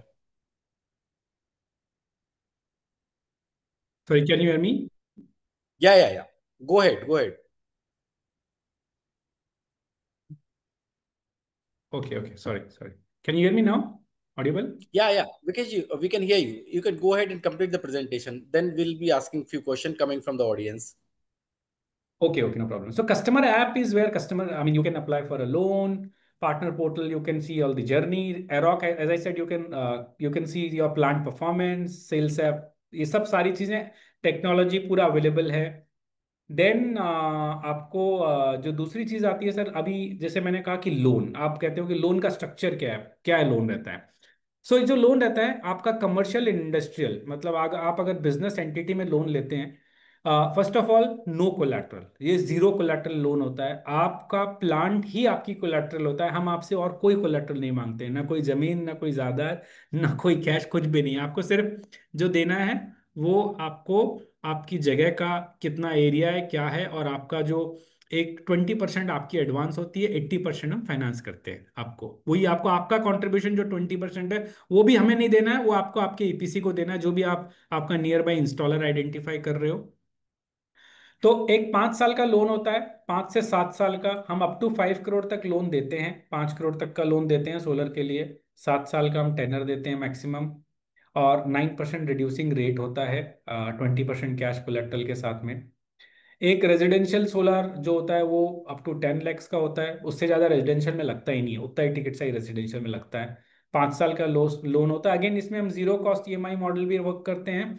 और अगर आपको उसमें जैसे आप घर खरीदते हो, घर में जैसे जीरो कॉस्ट ईएमआई रहता है वैसे ही ये मॉडल रहते हैं। तो ये होता है, हम स्कूल भी करते हैं, कॉलेजेस भी करते हैं, ट्रस्ट भी करते हैं, सोसाइटीज, पार्टनरशिप, जो जनरली आपको जाएंगे तो बैंकों में नहीं मिलते हैं। Bank generally school college trust को फाइनेंस नहीं करते हैं। But because we are a solar player and we understand कि देखो, ट्रस्ट नेगेटिव हो सकता है from a borrower profile for a bank. मेरे लिए तो मैं तो सोलर लगा रहा हूँ, ट्रस्ट का पैसा बचा रहा हूँ, तो मेरे लिए कभी वो प्रोफाइल नेगेटिव नहीं होता है। तो मैं कोई भी प्रोफाइल को सोलर लगा के दे सकता हूँ। जनरली 24 से 48 घंटे में सोलर का लोन अप्रूव हो जाता है। और सोलर लोन में होता है ऐसा है कि सोलर लोन में आपको पैसा जो होता है वो आपके ईपीसी के अकाउंट में जाता है, और ईपीसी आपकी सोलर प्लांट लगा के देता है। लगाने के बाद में जब आप कंफर्मेशन देते हो कि आपकी प्लांट लग गई है, तो पहले उसको सोलर ईपीसी को 90% फाइनेंस दिया जाता है। बाकी 10% आप जब कंफर्म करते हो कि अब आपकी प्लांट लग गई है, यूनिट जनरेट होना शुरू हो गया, तब हम देते हैं उसको। तो दैट मेक श्योर कि वो आपको पूरा अच्छे से प्लांट लगा के जाए। तो ये एक वो होता है प्रोडक्ट। अभी ये जैसे हम कुछ कह रहे थे शुरू में कि ट्रिपल सी, ये मैं आपको जरूर बताना चाहूंगा। और अंकुश जी भी मास्टर है वो, ठीक नहीं है, नहीं, वो एक्सपर्ट आप ही, हमने आपसे ही सीखा है 3 C's of financing. Humble by saying. But so loan में क्या होता है सर, एंड ये मैं आप सभी को इसलिए भी बताना चाहूंगा कि ये खाली सोलर लोन नहीं, आप कोई भी लोन ऑब्टेन करते हैं किसी भी फाइनेंसिंग इंस्टीट्यूशन से, तो आपको ये जानना चाहिए कि आपका लोन अप्रेज कैसे होता है। तो जनरली ये बेसिक प्रिंसिपल होते हैं किसी भी बैंक के। Counter party, cash flow, collateral, एक फ्रेमवर्क होता है लोन देने का सारे बैंकों का। ये अगर आप जानते हैं तो आप कभी भी अपनी लोन फाइल है ना, आप खुद से अच्छी बना पाएंगे, और आपको probability of you getting sanction will increase a lot. So जैसे काउंटर पार्टी बैंक के लिए आप लेंडर पर्सपेक्टिव से देखेंगे, जो आपका फाइनेंशियर है जो आपको लोन दे रहा है, वो पर्सपेक्टिव से काउंटर पार्टी हो गया आप, जो आप लोन ले रहे हो। अभी आपके प्रोफाइल में बैंक क्या क्या देखेगा, तो उसमें होता है आपका एक तो आपका मेन प्रमोटर, राइट, आपके फैमिली, आपके डिपेंडेंट, आप क्या बिजनेस कर रहे हो, आपका एक पैन, जीएसटी, आधार का एक वेरिफिकेशन होएगा। आपका एक anti money laundering check, generally ये डिजिटल प्लेटफॉर्म्स होते हैं उसके थ्रू ही हो जाता है। आप कहीं पॉलिटिकली कनेक्टेड तो नहीं हो। जनरली क्या होता है, banks don't give money to politically connected people because recovery बहुत डिफिकल्ट हो जाता है। आपके लीगल केसेस, अभी काफी टाइम क्या होता है, हमें ऐसा लगता है कि हमारा तो किसको ही पता होगा, बट लेकिन आजकल सारे इतने एडवांस प्लेटफॉर्म्स आ गए जहां से आपका पैन और आधार डालते ही सारे आपके लीगल केसेस कितने हैं पैन इंडिया वो पता चल जाते हैं। तो ये लीगल केसेस, आपके नेगेटिव न्यूज, ब्यूरो। ब्यूरो आप सभी समझते हो, ब्यूरो का मतलब होता है सिबिल। लोग जनरली इसको सिबिल के नाम से ज्यादा जानते हैं, ब्यूरो के नाम से कम जानते हैं। बट मैं आपकी जानकारी के लिए बता दूं कि CIBIL is a bureau, and CIBIL के जैसे 4 ब्यूरो है। तो आप ऐसा मत समझिए कि सिबिल ही से आपका स्कोर निकाला जा रहा है। आपका एक्सपीरियंस से हो सकता है, आपका क्रिफ से हो सकता है, और एक चौथी एजेंसी है। ये 4 इंडिया में रिकॉग्नाइज्ड ब्यूरो हैं सर, जो आपके जितनी भी आप बोरो करते हो, तो सारे बैंक और NBFC, they are suppose to report to bureau कि आपने क्या क्या लोन दे रखे हैं और उनका बिहेवियर क्या है। एंड मैं आपको आपका जानकारी के लिए बता दूं कि गवर्नमेंट ऑलरेडी इस चीज़ पे काम कर रही है कि इसमें कुछ ही दिनों में डिपॉजिट्स भी आ जाएंगे। अभी तो इसमें खाली लेंडिंग आती है, थोड़े दिनों बाद में आपके current account, saving account, FD, जहां जहां पैसा पड़ा है ना, वो आपका सब ब्यूरो में दिखने लगेगा। तो ये एक ब्यूरो चेक होता है। अभी ब्यूरो में क्या होता है, वो डिपेंडिंग ऑन आपने कैसा आपका लोन हिस्ट्री रहा है उसके बेसिस पे एक स्कोरिंग होती है सर आपकी। तो वो स्कोर से आपकी हेल्थ पता चलती है, राइट। जैसे जैसे आप मतलब 11 भाषा में बोलूं तो आप कहते हो कि भाई 72 से 80 की हार्ट बीट है तो आप हेल्दी हो, right, that's a parameter, right. वैसे ही इसमें क्या जाता है कि अगर 700 से 900 का आपका ब्यूरो स्कोर है तो आप हेल्दी क्रेडिट हो। जैसे ही आपका 700 के नीचे गया तो आप अनहेल्दी क्रेडिट हो गए, मतलब आप सब प्राइम हो गए। जनरली सोलर फाइनेंसिंग कौन से स्कोर के ऊपर देते हैं? एनबीएफसी जो, बहुत अच्छा क्वेश्चन है अंकुर जी। तो एनबीएफसी 650 के ऊपर दे देती है, तो okay, 650 which is score good की इनफ। एनबीएफसी ले लेती है। बैंक 750 के ऊपर ही करती है, 700 750 के ऊपर ही करती है। तो ये है। उसके बाद में एक फिजिकल डिस्कशन होता है जो बैंक आपके साथ आके करती है। और कुछ एक बैंकों के पास में फ्रॉड के टूल्स होते हैं, हंटर, शेरलॉक, क्राइम, ये सब बैंकें सारी देखती है। तो ये एक काउंटर पार्टी पर्सपेक्टिव से हो गया। और मैं आपको बताना चाहूंगा कि बैंक्स या कोई भी फाइनेंशियल इंस्टीट्यूशन जो होता है, इसमें काउंटर पार्टी जो चेक होता है, this is something which is non negotiable and non deviatable. आपको वो ये दोनों बाकी जो बॉक्सेस है इसमें डिविएशन ले लेंगे वो लोग। ये एक जो चीज है ना, वो आरबीआई के तरफ से इतनी ज्यादा स्ट्रिक्ट है कि इसमें आपको कोई भी डिविएशन नहीं लेगा। होना भी नहीं चाहिए, आपकी रीपेमेंट कैपेबिलिटी भी पर इंटेंट नहीं है तो फिर उसको हम्म। नहीं मिलना चाहिए। So counter yes, party is most important. Correct correct. तो आप ये जान ले कि या अगर आपके इसमें कहीं पे भी नेगेटिव प्रोफाइल है तो आपको लोन मिलना बहुत बहुत डिफिकल्ट है आपके लिए, आपको नहीं मिल पाएगा लोन। अगर आपको लेना है तो फिर आपके लिए एनबीएफसी या आपको प्राइवेट लोन ही देखने पड़ेंगे, या फिर आपको अपना प्रोफाइल ठीक करना होगा। हम्म। तो दूसरा पैरामीटर आ जाता है sir cash flow. Cash flow मतलब होता है आपका एबिलिटी टू पे। जब मैं एबिलिटी टू पे कहता हूं तो मैं कहता हूं कि जैसे मैंने आपको लोन दे दिया और मेरी 10,000 रुपए की महीने की इंस्टॉलमेंट बन गई। मुझे कैसे पता चलेगा कि आपके पास अगले 60 महीने तक 10,000 रुपए आएंगे कि नहीं आएंगे? अभी आप कहोगे कि सर अभी तो आपने बोला कि सोलर में तो आपका सेविंग ही ईएमआई से ज्यादा होता है। हाँ वो तो होता है, लेकिन वो सेविंग तो फंजिबल है ना सर। अगर आपका ऑलरेडी वहां पे नेगेटिव में लॉस चल रहा होगा तो वो सेविंग तो आपका आप दूसरी जगह कंज्यूम कर लोगे, तो आपके पास कैश फ्लो नहीं बचा, राइट? तो मैं वही कहना चाहूंगा कि बैंक के लिए ये बहुत इंपॉर्टेंट है जानना कि आपके पास में अगले 60 महीने में पैसा कैसे आएगा मेरी इंस्टॉलमेंट भरने के लिए। That is what the cash flow check is. तो कैश फ्लो चेक में बैंक क्या करती है? बैंक आपके फाइनेंशियल स्टेटमेंट का एनालिसिस करती है, एक debt service coverage ratio calculate करती है सर, जिसमें क्या होता है कि वो देखती है कि आप कितना प्रॉफिट मार्जिन, कैश प्रॉफिट कितना बनाते हो। तो जैसे समझ लीजिए कि आप महीने का या साल का भी 1 लाख रुपए का कैश प्रॉफिट बनाते हो, ठीक है? उसे इबिट्टा कहते हैं टेक्नोलॉजी भाषा में, मतलब बैंकिंग की भाषा में, बट मैं इबिट्टा हटा देता हूँ आपके लिए। कैश प्रॉफिट समझिए आप, मतलब आपके गल्ले में कैश कितना बचता है सारे खर्चे करने के बाद में साल के अंत में।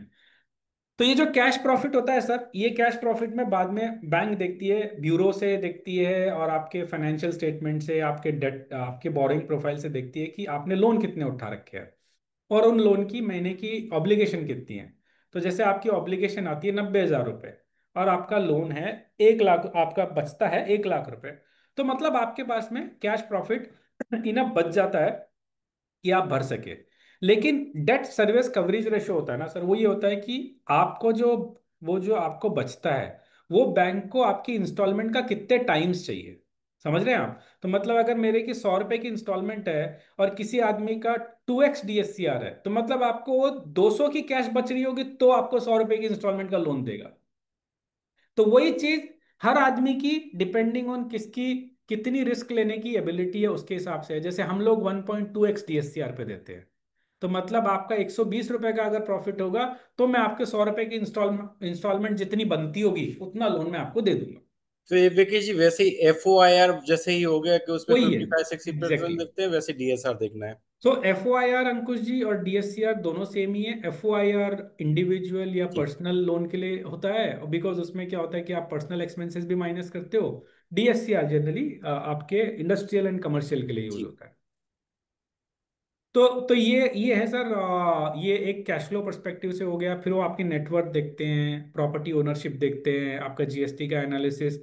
जीएसटी एनालिसिस इसलिए करते हैं कि भाई ठीक है फाइनेंशियल स्टेटमेंट में तो दिख रही है बट उतनी सेल्स जीएसटी में रिपोर्टेड है कि नहीं है। बैंक स्टेटमेंट में वो देखते हैं कि भाई जितना इन्होंने सेल्स बताया है, टर्नओवर बताया है, अभी वो सारा डेटर्स ही पड़ा होगा तब तो पैसा आएगा नहीं। तो इसलिए वो देखते हैं कि जो सेल्स बताइए उसका कितना परसेंट सेल्स बैंक स्टेटमेंट के थ्रू गया है। तो जनरली उसको बीटीआर बोलते हैं। 80% रेशियो होता है जनरली हर लेंडर का, कि जितनी सेल्स दिख रही है उसके 80% तक के आपके बैंक स्टेटमेंट में क्रेडिट दिखने चाहिए। तो ये मैं आपके एमएसएमईज भाइयों को बिल्कुल हाईलाइट करना चाहूंगा, क्योंकि आप लोग जो कैश में कारोबार करते हैं और आप कहते हैं कि यार हमें लोन नहीं मिलता है, तो आपको लोन नहीं मिलने का एक महत्वपूर्ण कारण ये है कि आप जरा बैंक स्टेटमेंट से आपके जितने भी ट्रेड रिलेटेड रिसीट है ना सर, आप बैंक में डालिए फिर वापस निकालिए। Make sense. फिर तभी देखिए आपको, क्रेडिबिलिटी बनेगी। फिर आपको लोन मिलेगा। बिकॉज हम हमारे आधे से ज्यादा एमएसएमई अंकुश जी इस टेस्ट में फेल हो जाते हैं राइट। कि 80% of the turnover is routed through bank statement और नॉट। यहाँ पे फेल हो जाते हैं हमारे 80% एमएसएमई। अच्छा धंधा कर रहे हैं, प्रॉफिट कर रहे हैं, सब कर रहे हैं, लेकिन बैंक स्टेटमेंट में क्रेडिट ही नहीं है। नहीं विकी जी, ये सब तो हमने एक्सपेक्ट भी नहीं किया था। सोलर फाइनेंस में आप क्रेडिट अंडरराइटिंग भी इतने अच्छे से समझा देंगे कि लोग प्रिपेयर हो जाएंगे कि आप काम करना कैसे है, किस तरीके से करना है। Yes, yes, yes.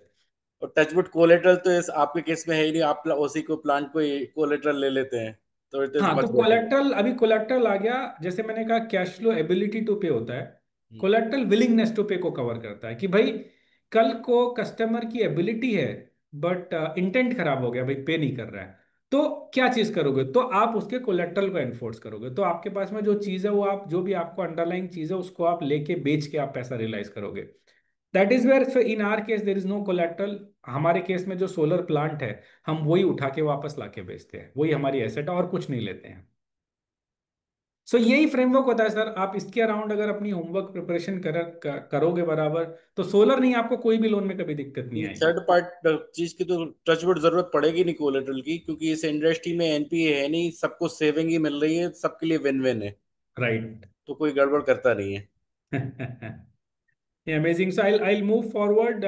Ji. This is basically a construct of the loan. मैंने पहले भी थोड़ा ब्रीफली बताया है कि 15 से micro small and medium enterprises को दिया जाता है, 10 से 5 करोड़ तक करते हैं हम। 3 से 7 साल का लोन होता है। ये मैं सोलर स्पेसिफिक ही आपको बता रहा हूँ। 15 से 25% डिपेंडिंग ऑन आप कितना कॉस्ट है प्लांट का।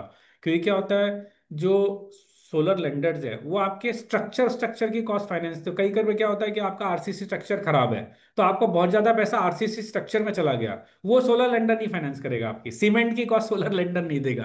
तो वहां पे क्या होता है, आपका कॉन्ट्रीब्यूशन मार्जिन बढ़ जाता है। वहां आपका स्ट्रक्चर वगैरह सब सही है, खाली सोलर ही है, तो आपको 15% कॉन्ट्रीब्यूशन में भी सोलर फाइनेंसिंग हो जाती है। बिजनेस विंटेज देखा जाता है सर, ओनरशिप देखी जाती है और जगह की। क्योंकि अगर 5 साल का लोन अगर आपको लेंडर दे रहा है, तो एटलीस्ट 5 से ज्यादा साल की आपकी लीज होनी चाहिए या वो ओन पर जगह होनी चाहिए, नहीं तो आपको सोलर कैसे लगाने देगा कोई भी आदमी। ब्यूरो जैसे मैंने अंकुश जी आपको बोला, कंज्यूमर 650 तक करते हैं हम, एनटीसी भी करते हैं, और सीएमआर 6 तक करते हैं। नहीं, ये तो टचवुड सर आपने सारे पॉइंट कवर कर ही लिए। थोड़ा हमारे एंटरप्रेन्योर के लिए ये भी बताइए कि बहुत सारे लोग जो झिझकते हैं इस सोलर इंस्टॉल करने में या सोलर फाइनेंस से करने में, तो वो ग्राउंड रियलिटी क्या है, उनकी झिझक कैसे कम कर सकते हैं आप? सर मैं झिझक ऐसे ही कम कर सकता हूँ कि जैसे कई बार झिझक यही होती है कि भाई सोलर टेक्नोलॉजी बोल तो दिया, बचेगा कि नहीं बचेगा पैसा। तो उसका एक सिंपल सॉल्यूशन मैं आपको यही कर सकता हूँ कि एरम के पास में, and that product only um has, कि मैं आपको एक बॉन्ड, मतलब बॉन्ड तो नहीं, गारंटी पेपर होता है, जिस पे गारंटी आपको लिख के दे सकता हूँ कि आपकी इतनी सेविंग होएगी, और अगर नहीं होएगी तो मेरी कंपनी आपकी ईएमआई भरेगी। अब इससे ओह, ज्यादा सर मैं कुछ नहीं कर दैट्स सकता। ग्रेट। ये तो अनप्रेसिडेंटेड है, सुना नहीं कभी आज तक तो ऐसा। तो ये हम कर प्रॉपर सकते हैं, ये हम कर सकते हैं, बिकॉज हमें टेक्नोलॉजी समझती हैं, और हम एसेट की क्वालिटी को पूरा अच्छे से जांच परख के लगवाते हैं। तो ये हम गारंटी दे सकते हैं, और हमने दी हुई है 1-2 कस्टमर्स को गारंटी, जहां बस, कस्टमर को कंफर्ट नहीं आता है सोलर एज अ टेक्नोलॉजी पे। इससे बड़ा डिफरेंशिएटर नहीं चाहिए। आई होप एंटरप्रेन्योर को इससे बड़ा कंफर्ट कोई नहीं चाहिए कि आपकी बस, सेविंग ही होने वाली है। करेक्ट करेक्ट, वो हम गारंटी दे सकते हैं। Guarantee when I say it's not a verbal guarantee, as I said again I am reiterating, it will be a written guarantee on a stamp paper. Right. Vikesh, do you wish to cover any other slide before I start asking question from the audience? I will quickly wrap up because I think I will love to have your questions more than my slide, because that's pretty old Sure. for me now. But quickly, just 2 minutes. So ये documents की checklist है sir, quickly आप लोगों के लिए कि क्या क्या कैटेगरी में क्या डॉक्यूमेंट लगते हैं। आप सभी को पता ही है लेंडिंग में क्या डॉक्यूमेंट लगते हैं। ये कुछ एक मिथ्स है, बट मैं I would like to hear Ankush के questions more than this thing. I think these are pretty standard, somewhere we have covered. But Ankushi, I mean, over to you. I would love to hear. This is our team, so fantastic large team: credit, risk, solar, sales, technology. We have expert of every domain. So that's broadly Ankushi, and I would wrap up here and would want to take your questions now. Yes, I'll just reiterate, मतलब, broadly, now you are the marketplace for the entire ecosystem of solar, from consultancy, design, installation, funding, everything can be done from your platform, so no one need to go anywhere. I'm just shocked with few of the things, and a few questions are also related to that. कि only Please. 9% reducing rate or 15% reducing rate is there, so rate इतना कम हो गया solar financing में? Sir 9% क्या होता है कि इसमें आप क्या करते हैं कि आप जनरली आप 20% आप मुझे मार्जिन देते हैं।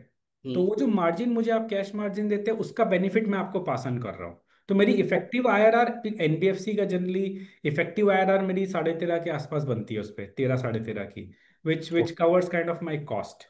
And it is, I'm talking about a very, very good customer. Then it ranges from, let's say, anywhere from, you know, 12 to 13% IRR to 14 15% IRR. And that was the NBFC rates are.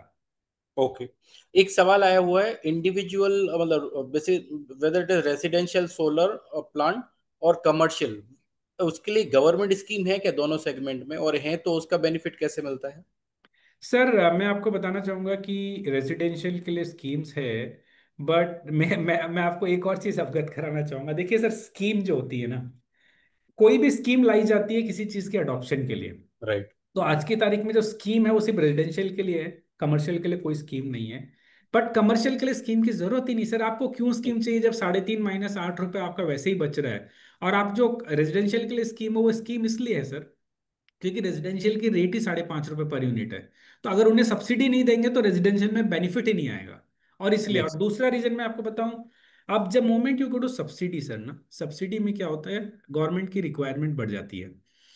आप जैसे residential में जाओगे, अगर आपको subsidy claim करनी है तो आपको एक तेरे something called DCR module. DCR module जो नॉर्मल मॉड्यूल होता है पैनल, उससे लगभग 50% महंगा होता है सर. 50% महंगा. तो आप जो, मैं आपको जो 30,000 पर किलोवाट कॉस्ट बताया ना सर, वो आपकी आती है 60,000 से 55 से 60,000 किलोवाट कॉस्ट.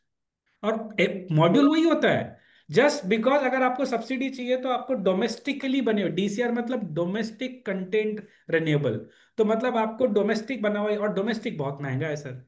तो मैं कह रहा हूं आप महंगा लेके सब्सिडी, आप 100 रुपए का ज्यादा खर्च करके आपको 50 रुपए वापस मिले, या आप खर्च ही 50 करें, तो आपको मतलब फायदा कहाँ हुआ. जब यहाँ पे आप लगाए 30, आप लगाओ ही 30 ना, आप क्यों 50 लगा के 20 की सब्सिडी क्लेम करते हो. तो वो आत्मनिर्भर भारत के लिए वो भी मतलब महत्वपूर्ण होगा, उस हिसाब से उन्होंने सब्सिडी डिजाइन करी होगी। बट हिस्टोरिकली सोलर की कॉस्ट जैसे आपने बताया कम हुई है, हाँ. तो अभी और फर्दर इसको कम होने का नहीं है, राइट? वैसे डोमेस्टिक जो बन रहे हैं इक्विपमेंट, उसमें ओवर द पीरियड वॉल्यूम के कारण कम होंगे, तब वो बेनिफिशियल होगा क्या साथ में थोड़ा इसको स्कीम? होएगा, but I what I am saying Ankush ji, की आज जो नेट मीटरिंग है उसमें आपको नॉन डीसीआर पैनल्स अलाउड है, बिकॉज अपने राइट। इंडिया में डीसीआर कैपेसिटी उतनी है नहीं. हम्म। नॉन डीसीआर में अलाइका से 30,000 रुपये पड़ता है, 3.5 रुपये पर यूनिट पड़ता है, तो आपका वैसे ही सेविंग है. तो आपको, आप नॉन डीसीआर पैनल लेके लगाइए. हाँ, डीसीआर भी सस्ते होते जाएंगे, but it will take 2 3 years time DCR को सस्ता आएगा. बट जब आपको नॉन डीसीआर अलाउड है लगाना, तो आप लगा सकते हो. आपको आपको खाली डीसीआर लगाना पड़ता है ओनली इन केस आप रेजिडेंशियल में सब्सिडी में जा रहे हो. मैंने ओके। बहुत लोग अभी ऐसे देखे हैं जो रेजिडेंशियल लगा रहे हैं, लेकिन डीसीआर उनको सब्सिडी नहीं चाहिए, बिकॉज उन्हें समझ में आ गया कि बिना सब्सिडी भी उतना ही पड़ रहा है, सब्सिडी के साथ में भी उतना ही पड़ रहा है नेट नेट. जिसको गलत समझ में आ जाती है वो क्विक डिसीजन ले लेता है विच ऑप्शन इज हाँ. बेटर, तो बट मैं अदरवाइज इसीलिए, also with that it is equivalent, so it is correct, good. मैं अंकुश जी खुले में इसलिए आपसे बात यहाँ बात कर रहा हूँ कि यहाँ तो सारे व्यापारी लोग हैं, सबको 1 1 रुपए का हिसाब समझ में आता है. सबको समझ आता है। मैं रेसिडेंशियल और सैलरीड क्लास से बात नहीं कर रहा हूँ, मैं यहाँ धंधे वाली क्लास से बात कर रहा हूँ. तो इसलिए मैं खुले, और of course scheme state wise है, और आपके प्लेटफॉर्म पे भी काफी स्कीम्स आप देखोगे मिल जाएगी. जो ये नए यूनिट सेटअप होते हैं उनमें जो मशीनरी पे इंटरेस्ट सब्सिडी और वो सब मिलती है, उसमें सोलर भी कवर्ड है. There okay. Is no direct scheme for solar for MSMEs, but there are schemes like अगर आप नया सेटअप कर रहे हो और आप प्लांट एंड मशीनरी लगा रहे हो उस पूरे सेटअप में, तो as a part of plant and machinery solar will be included, and उस पर जो भी सब्सिडी मिलनी होगी वो मिलेगी. तो वो आप आपका जो एमएसएमई स्कीम डिस्कवरी प्लेटफॉर्म है उसमें आप देख के रिलेवेंट एमएसएमई के लिए उस स्टेट में अगर ऐसी कोई इंटरेस्ट सब्सिडी स्कीम है तो आप अवेल करवा सकते हैं एमएसएमई को. तो एक डायरेक्ट क्वेश्चन है विकी जी, कि सेविंग कंफर्म होती है इसलिए डिसीजन तुरंत ले लेना चाहिए, वाइज डिसीजन है। आपने अभी तक कितने लोगों की कितनी सेविंग करवाई है? सर मैं ये कहूँगा कि ऑलमोस्ट लाइक हमने अभी तक कम से कम 3 गीगावाट के आसपास इनेबल किया है सोलर, इट्स वेरी टोटल मिला के, which is including procurement and ये सब मिला के. एंड हमने फाइनेंस किया है लगभग 300 करोड़ के आसपास हमने फाइनेंस किया है, which is close to 100 megawatts. तो 100 मेगावाट्स का प्लांट्स हमने लगभग लगाए हैं अभी तक, एंड लगभग 2,000 से ज़्यादा प्लांट हमने लगवाए हैं. So so it has been amazing journey. I mean I would say, अगर आप 300 करोड़ के प्लांट में मानोगे, जैसे मैंने अभी अपन ने एक मैथ समझा था कि अगर 300 करोड़ का प्लांट में अगर 2 साल का पेबैक आता है, तो अगर आप मेरे बुक का एवरेज अगर 2 साल भी मानोगे इस 300 करोड़ का, तो मैंने 300 करोड़ इनेबल कर चुका हूँ, इन 300 crore worth of saving in terms of electricity enable कर चुका हूँ that's already. Fantastic, And that's next fantastic. 3 years it is again going. So this loan is every year adding more and more savings to the so ये 300 crore for 5 साल 150 crore enable करेगा, तो आपका आप देख लिए मतलब 450 500 करोड़ का सेविंग ये इनेबल करेगा to the MSMEs. This is too big amount, plus environment friendly, plus nation building, मतलब ऐसा यस कुछ तुरंत डिसीजन लेना यस चाहिए। यस। एक सवाल और आया है कि how do lenders directly link electricity saving to EMI affordability under solar loan? Basically वो डिफरेंस ही समझना चाह रहे हैं कि कैसे सेविंग में से वो निकल जाती है। सर उसमें क्या होता है, जैसे मैंने आपको अभी भी एग्जांपल बताया, सिंपल है कि अगर आपका, जैसे मैंने कहा कि आप अगर 5 साल का लोन अगर बनाएंगे, जैसे 30,000 आपका 1 किलोवाट का साइज है, तो 30,000 का आप अगर ईएमआई बनाएंगे सर 5 साल की, मेरे एनबीएफसी के रेट पे आप ईएमआई बनाएंगे, तो आपकी ईएमआई जो आएगी वो सेविंग के बराबर ही आएगी। इसीलिए 5 साल का लोन स्ट्रक्चर किया हुआ है सर, वो नहीं तो आपको 4 साल कर देते, 3 साल कर देते। लेकिन 5 साल स्वीट स्पॉट इसीलिए आता है कि वो 5 साल में आपकी पूरी सेविंग से कम ईएमआई आती है आपकी। तो जैसे आप 30,000 का, जो मैंने पल किलोवाट बोला, मैंने कहा कि आपको एक 1 किलोवाट के प्लांट में 120 यूनिट निकलते हैं महीने के, राइट? तो 120 यूनिट के हिसाब से अगर आप एमएसएमई हो, ठीक है, एमएसएमई, और अगर आप 10 रुपये भर रहे हो पर यूनिट का बिल आज अगर आप भर रहे होंगे, तो आपने इन वे महीने का 1,200 रुपया बचा लिया सर। तो आपको मैं यही कह रहा हूँ कि आपकी 30,000 की ईएमआई भी 1,200 रुपये ही आएगी। Okay, super. मैं ये कहने की कोशिश कर रहा एक्स्ट्रा हूँ कि खर्च आपकी तो होना ही नहीं है, प्लस एक्स्ट्रा खर्च आपका आपका प्लांट होना ही भी नहीं अगर आपका हो आप। गया 5 साल में, हम्म। और बाकी के सारे साल की आपको सीधे सीधे सेविंग ही होनी है। Yes yes. अमेजिंग है। काफी सारे क्वेश्चन सिमिलर आ रहे हैं। एक और लोग जानना चाह रहे हैं कि आप कोई रियल लाइफ एग्जांपल बताइए। मैं आप क्वेश्चन के पहले आपको बता दूं, एंटरप्रेन्योर भाई लोग, आप एरम की वेबसाइट पे जाके काफी सारी टेस्टिमोनियल देख लीजिए, तो आपको प्रूफ ऑफ कॉन्सेप्ट मिल जाएगा। But I will read the question. हाँ can you share real world example of MSMEs that significantly reduced cost through solar adoption? Sir, मैं 2,000 प्लस सोलर लगा चुका हूँ, वो मेरे रियल लाइफ एग्जांपल ही है। और आपको जो भी आप भाई साहब जो भी है, मतलब मेरा लास्ट में ईमेल एड्रेस भी मैं यहाँ पे लिखा है। आपको चाहिए तो आपके एरिया के ही, आपके आसपास की किसी एमएसएमई का मैं आपको रेफरेंस दे दूंगा जिसको हमने प्लांट लगाई होगी। आप उनसे बात कर लीजिए, वो आपको बता देंगे कि कैसी प्लांट लगी और वो बचा रहे हैं कि नहीं बचा रहे हैं। बिल्कुल, पूछ लीजिए फिर लगवा लीजिए। बिल्कुल पूछ के लगवाइए, हमसे पूछिए। और हमसे नहीं पूछिए, आप हमारे कस्टमर से ही पूछिए, वो बताएगा आपको कितने प्लांट की कितनी बिजली बच रही है उनकी। और बिल्कुल। जैसा मैंने कहा, मैं तो आपको गारंटी डॉक्यूमेंट भी देने के लिए तैयार हूँ सर। और दूसरा, जब मैं ही फाइनेंस कर रहा हूँ और मैं ही आपका प्लांट लगा रहा हूँ, तो आपकी कैपिटल तो लगी ही नहीं है, जो रिस्क है मेरी है, क्योंकि गारंटी भी मैंने ही करी है, प्लांट पे पैसा भी मैंने ही डाला, तो आपकी तो रिस्क ही नहीं है उसमें। एक सवाल है कि कुछ हिडन चीजें हैं क्या, या what are the common risk associated with solar project, and how can financing mitigate it? Sir financing आपको सोलर की रिस्क मिटिगेट नहीं करता है, फाइनेंसिंग आपको सिर्फ पैसा देता है, कैपिटल देता है लगाने के लिए। बट सोलर में मैं आपको बताऊं, सोलर में कोई रिस्क है ही नहीं। मतलब व्हाट इज द रिस्क, आप सोचिए कि आपकी छत पे अगर आप एक, पहली बात तो आपकी छत खाली पड़ी है, आपकी ऑप्टिमली यूटिलाइज हो जाएगी जो भी आपकी छत है, चाहे तो बच्चे आपका नहीं खेल एमआई। पाएंगे ना विकेश जी? हाँ। बच्चे नहीं खेल पाएंगे ना? नहीं, घर हम तो यहाँ पे बिजनेसेस की बात कर रहे हैं ना Ankush ji. True true true. तो बिजनेस वाली छत में तो मैं अज्यूम करता हूँ कि कोई भी अपने बच्चों को नहीं भेजता होगा। तो तो उस छत पे आपकी पैनल लग जाएगी। तो इनफैक्ट इतनी नई नई टेक्नोलॉजी आ रही है अंकुश जी, जहाँ पे लोगों ने अपनी जो छत पे एस्बेस्टस शीट या जो भी लगाते थे ना, वही हटा दिया। Now there are structures which are coming, जो पैनल से ही आपकी छत बन जाती है। ओके। तो बट वो ऑफ कोर्स उसका प्लानिंग आपको शुरू से करना पड़ता है, when you are creating the structure of your factory. But आपकी अभी भी जो भी आरसीसी स्ट्रक्चर की फैक्ट्री होगी उस पर पैनल लग जाती है सर, और उसमें कोई रिस्क नहीं रहती है। हाँ, अगर आपकी बिल्डिंग बहुत पुरानी है, थोड़ी डिलैपिलेटेड है, तो उसमें ये रिस्क हो सकती है कि कल को वो जब छत पे आपके पैनल के लिए स्ट्रक्चर खड़ा कर रहे हो तो आपकी छत ना टूट जाए। बट वो सब टेस्टिंग इंजीनियर आपकी करके ही ओके करता है। अगर आपकी छत में उन्हें 1% भी रिस्क लग रही होगी तो वो प्लांट ही नहीं लगाएगा आपकी छत पे, ना हम लगाने देंगे। तो ओके। बट रिस्क लगने के है। बाद कोई ऐसे रिस्क नहीं है? हाँ, कोई रिस्क नहीं है सर, कोई रिस्क नहीं है। और जो रिस्क होती भी है ना सर, मैं आपको एक और चीज बता दूं, सारी रिस्क कवर्ड रहती है थ्रू इंश्योरेंस। आप एक एनुअल इंश्योरेंस लेते हैं अपने प्लांट का, जिसकी कॉस्ट आती है 0.25% ऑफ द प्लांट वैल्यू, जिसमें आपकी सारी रिस्क की, कहीं आंधी तूफान आ गया, मेरी पैनल उड़ गई टूट गई तो कवर्ड है उस इंश्योरेंस में, आग लग गई तो कवर्ड है, बंदर मेरी छत पे आ गया और उस पे कूद के पैनल तोड़ के चले गए तो वो रिस्क कवर्ड है, किसी ने नीचे से ऊपर मेरी छत पे पत्थर फेंक दिया और पैनल टूट गई तो covered.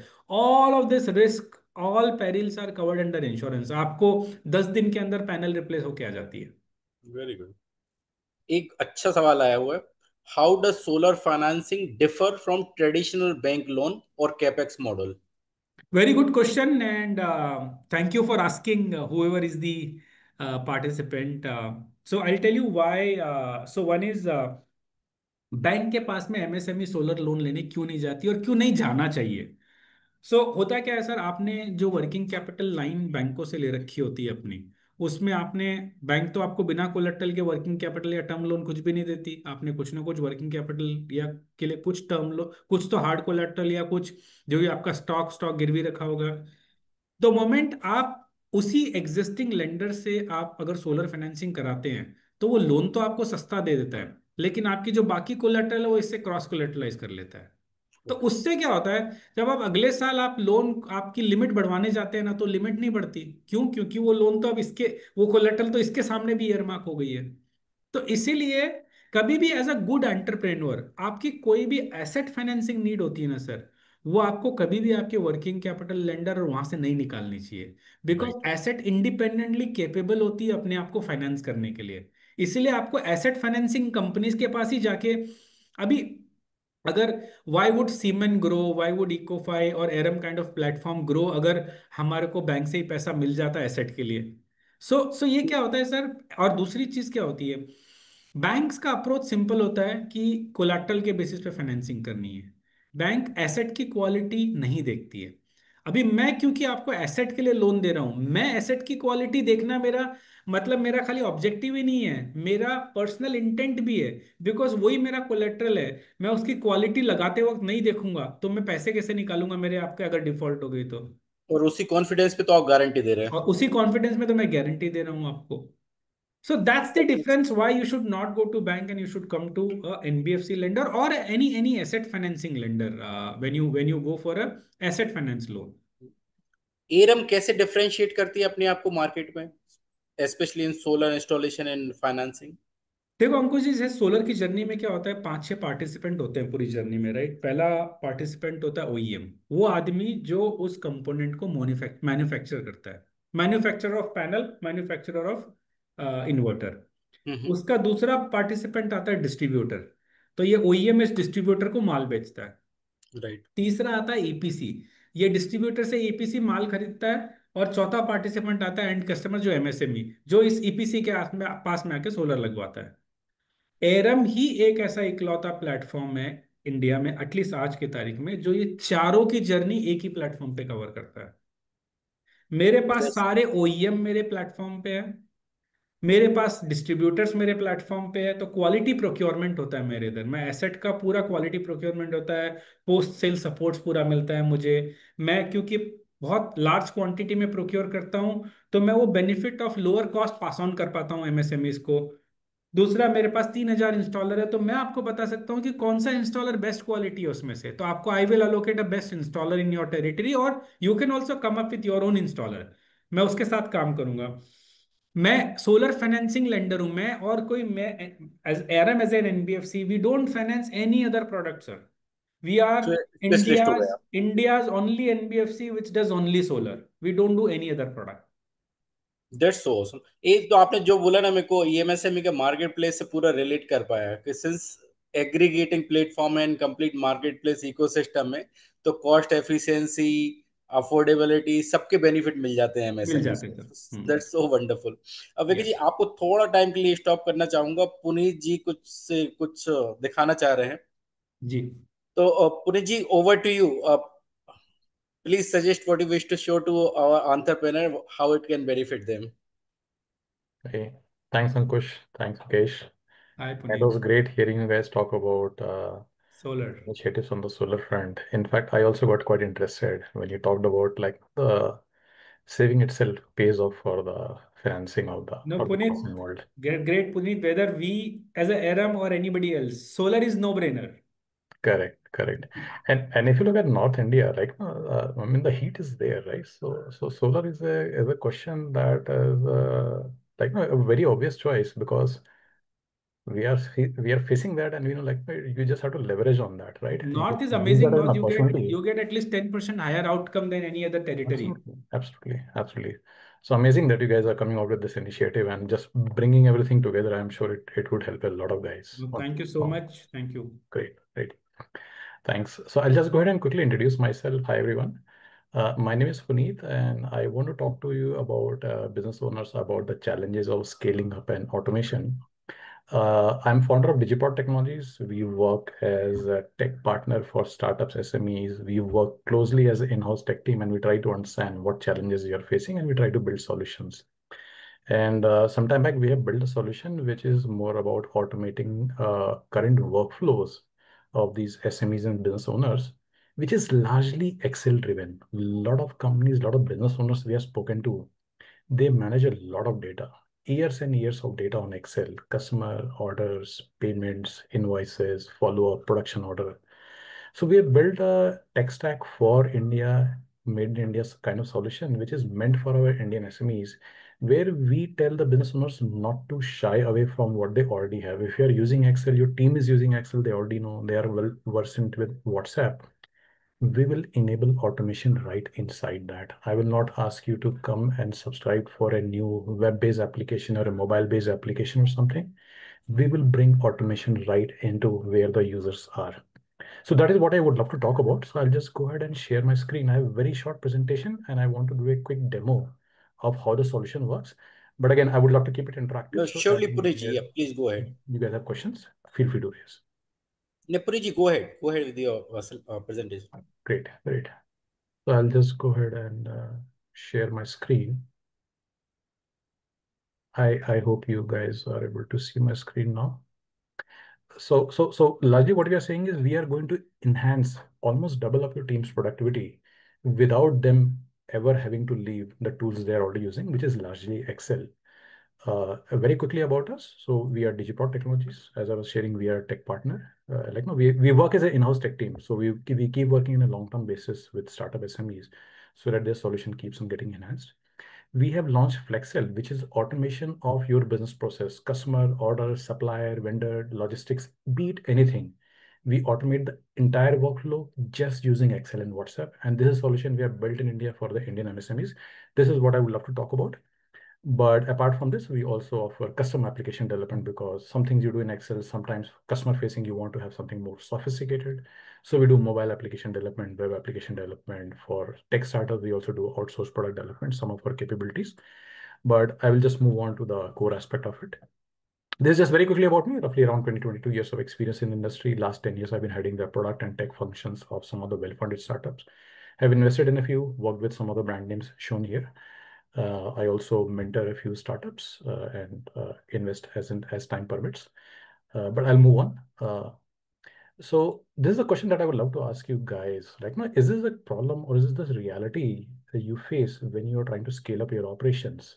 Because as your operation scales, your data complexity, it keeps going higher and higher, more Puneet, data. little louder will be better. Little louder will be better. Okay, okay. Is it better now? Yeah, Oh, my bad. My mic was on the side. Is it better now? yeah. Oh, fantastic, fantastic, great. So again, as you start scaling up your business, you start tracking a lot of data. Your team actually starts tracking up the data, leads, orders, inventories, expenses, and you start tracking in Excel, which is okay as you start in the early stages. But as your business grows, suddenly you'll start having multiple copies of Excel sheet, right? Everyone creating their own copies, different versions, the multiple sheets, they are not connected to each other. So your team starts struggling a bit, right? And this is where we have seen a lot of business owners, they are really looking for a solution, but there is no ready to use solution in the market, which is very easy to use, very friendly. And why Excel cannot scale on its own is because you do a lot of data entry manually, right? So there are errors, you make spelling mistakes, there are errors, there are network issues, like different data formats being used. There is some complex formula, and whenever I create a new column or I paste something, your formula breaks. Your entire Excel sheet starts misbehaving in a wrong way. And this happens more often than we all think about or we realize. It's your team members who are really struggling with these challenges. There is literally no automation. Everything is inside an Excel sheet. You open up the Excel sheet and you see that. And if your team member is absent, you just can't get the data because it is on their system, right? So there is the company is not owning the data. The data is just spread across your team members and each one having its own format, different sheets, V1, V2, एक आज की sheet है कल की sheet है, right? So which one is the latest one? Very difficult to figure out, right? And in between that, we also need manually looking for the data where the job needs to be done, where some delays are happening, right? No alerts are coming in, right? Because someone has to go and dig in that data. So these are some of the challenges that we have seen cropping up again and again. And even if you want to use some other system, and most of you guys might be using Tally or maybe a different accounting tool, but even there also, whatever data point your team has entered in Excel, it again needs to be re-entered in Tally, right? Or from Tally, you probably can do an export, but a lot of manual work in between just two systems. WhatsApp and multiple, we have seen a lot of factories, they create WhatsApp groups and the multiple sheets are floating around, ये आज का order ये कल का order है, नहीं sir मैंने वो वाला भेजा था उसमें आप अपडेट देखो. Just the sheets are just floating around instead of one consistent track record. So these are some of the challenges that we realize business owners face as we talk to them, as we try to solve their challenges. And what happens is, while Excel is there and you're managing the data, but the automation is not there. The automation capability is not plugged in. There's no one who can correct these mistakes. And it leads to mistakes, delays, team spending a lot of time in managing the data, right? So this is what I'm not sure whether this relates to the problem that you guys face or not, but most of our clients, they are facing this problem time and again, and we have been successfully able to solve this problem. And this is where I would love to talk about the solution. But before that, we need to realize the problem is not the Excel sheet themselves, right? The problem is the work is manual. There is no automation happening in those Excel sheets. And this is the only thing we do. We bring in automation. If you're using WhatsApp, we bring in automation inside WhatsApp. If you're using Excel sheet, we bring in automation inside Excel sheet. If you're using email, we bring the automation there. We will not give Purichi, you little closer to the mic again, please. right. Sorry about that. Thanks. So Flexel is an automation that happens within Excel sheet, right? No new software, just WhatsApp, Excel, emails, and it is fully customized. So you may be using a specific format of sheets. We've customized exactly that sheet. I will not give you a different sheet. We will take your sheet and automate. And since your team is already using that sheet, they know what data means what, right? There is zero training for your team members. You don't need to teach them any new software. They just keep working on Excel, right? And new changes we roll out within hours, not even days, not even weeks. So forget about 1 month, 3 month kind of implementation. We have rolled out for customers within 4 days, 5 days max. Of course, where there were larger number of modules. And when we enable this automation, it makes you future ready also. Tomorrow, you can link the data in these Excel sheet with a mobile app or a web app or any CRM, ERP, HubSpot kind of marketing solution. You can do all that. All that capability is enabled from Flexel. Now, instead of talking a lot about it, I would just love to show you a quick demo and I'll go through it very quickly, right? So as we said that we do automation within Excel, this is how this Excel looks like, right? So I have different sheets that I'm going to show you here. So this is an Excel, and you can see this is all the menus of standard Excel. The only thing we do is we customize the top header where we add a few buttons. So you can see this is a location sheet. And when I do a refresh,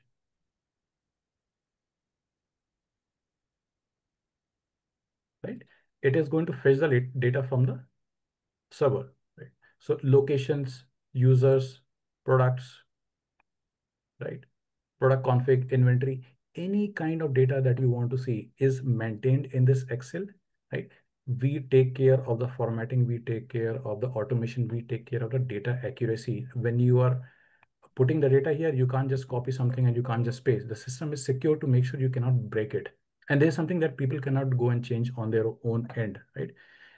We provide placeholders how you go and create the data. So you can create a new inventory by just selecting some of the existing data. So I can create a new inventory for Delhi for a specific product and 2 clicks, no spelling mistakes, right? So that is the kind of capability that we enable. You can control what data is visible, all or inventory or reorder now, right? So only the specific data that needs to be visible to a user, they work only on that. So admin can see everything. And compare the contrast with the normal Excel sheet where you have like 5 years of data, 7,000 rows or 15,000 rows, and in some cases more than 30,000 rows. People have to go and find where they need to work on. They don't need to do that. And this is an integrated system, and you can see in terms of queries how fast this works. It is a very near native experience, but everything that you see here is coming from a database. It is integrated. It can talk to WhatsApp. It can talk to email, alert reminders, all those things, they start happening here, right? So I can show you, these are different alerts that keep coming to me, right? Morning task alert. I Oh no, start putting, Puriji, I think people got a gist of it. Uh, right, right. if you can circulate this and relevant MSME can connect with you, because the detailed Sure. demonstration will be required to for them to understand what Absolutely, problem it absolutely, is solving for them. absolutely. Since the time is about to Yes, be done, no, so I'd quickly like to wrap up. sure. Thank you so much, Punichi, and audience. Once again, I would like to suggest you that uh, Vikesh and me knows each other since 20 years. We are one of the best professional colleagues, great friends. We worked together for a longer period of time during Australian time also, and we work together also in EMSME. And we both are doing many common things like creating an ecosystem, optimizing cost for MSME so that they can run their business in much cost effective manner. Their cost of production can be reduced so they can become more and more competitive in the market, and ultimately towards nation building. And the kind of heart and soul Vikesh Bhai have, I just love his aura, and his surrounding is also always amazing. He will find him always with wonderful people, excluding me. I was not one of them, but you'll always find him with the wonderful people. There's a reason. He talked very crisp, very wise in every such his statement. You will learn something or the other. And thanks for those three C's, which is your favorite also. But today our audience has understood that in a very well mannered, crisp manner. So thank you so much, Thank Vikeshji. you. Thank Over you. to you if you wish to say your last, few No, thank sentence. you, Ankush. Thank you. I mean, I'm don't speak too much about me, but I'm still learning. I'm still in the learning phase. I keep learning every discussion, every talk, every webinar. And Puneet, amazing work. Excel also. I think I'll connect with you separately. We also work. I mean, although we are last, but we still work on Excels. I So would also like to take your demo in detail, and we'll Yes, circulate to all the MSME we know. no, definitely. thanks, Ankush. And this was amazing connecting with so many MSMEs, and would love to solarize all of them. Yeah. Solar is no brainer. You Yes. Absolutely. made that sentence, so everyone will make the decision now only. Yes. So signing off once again. Thank you. Shukriya Vikesh, Shukriya Puneet. Let's be in Um, touch and would love to host you again. Thank you. Thanks, Ankush. Thanks, Vikesh. Have a great day, guys.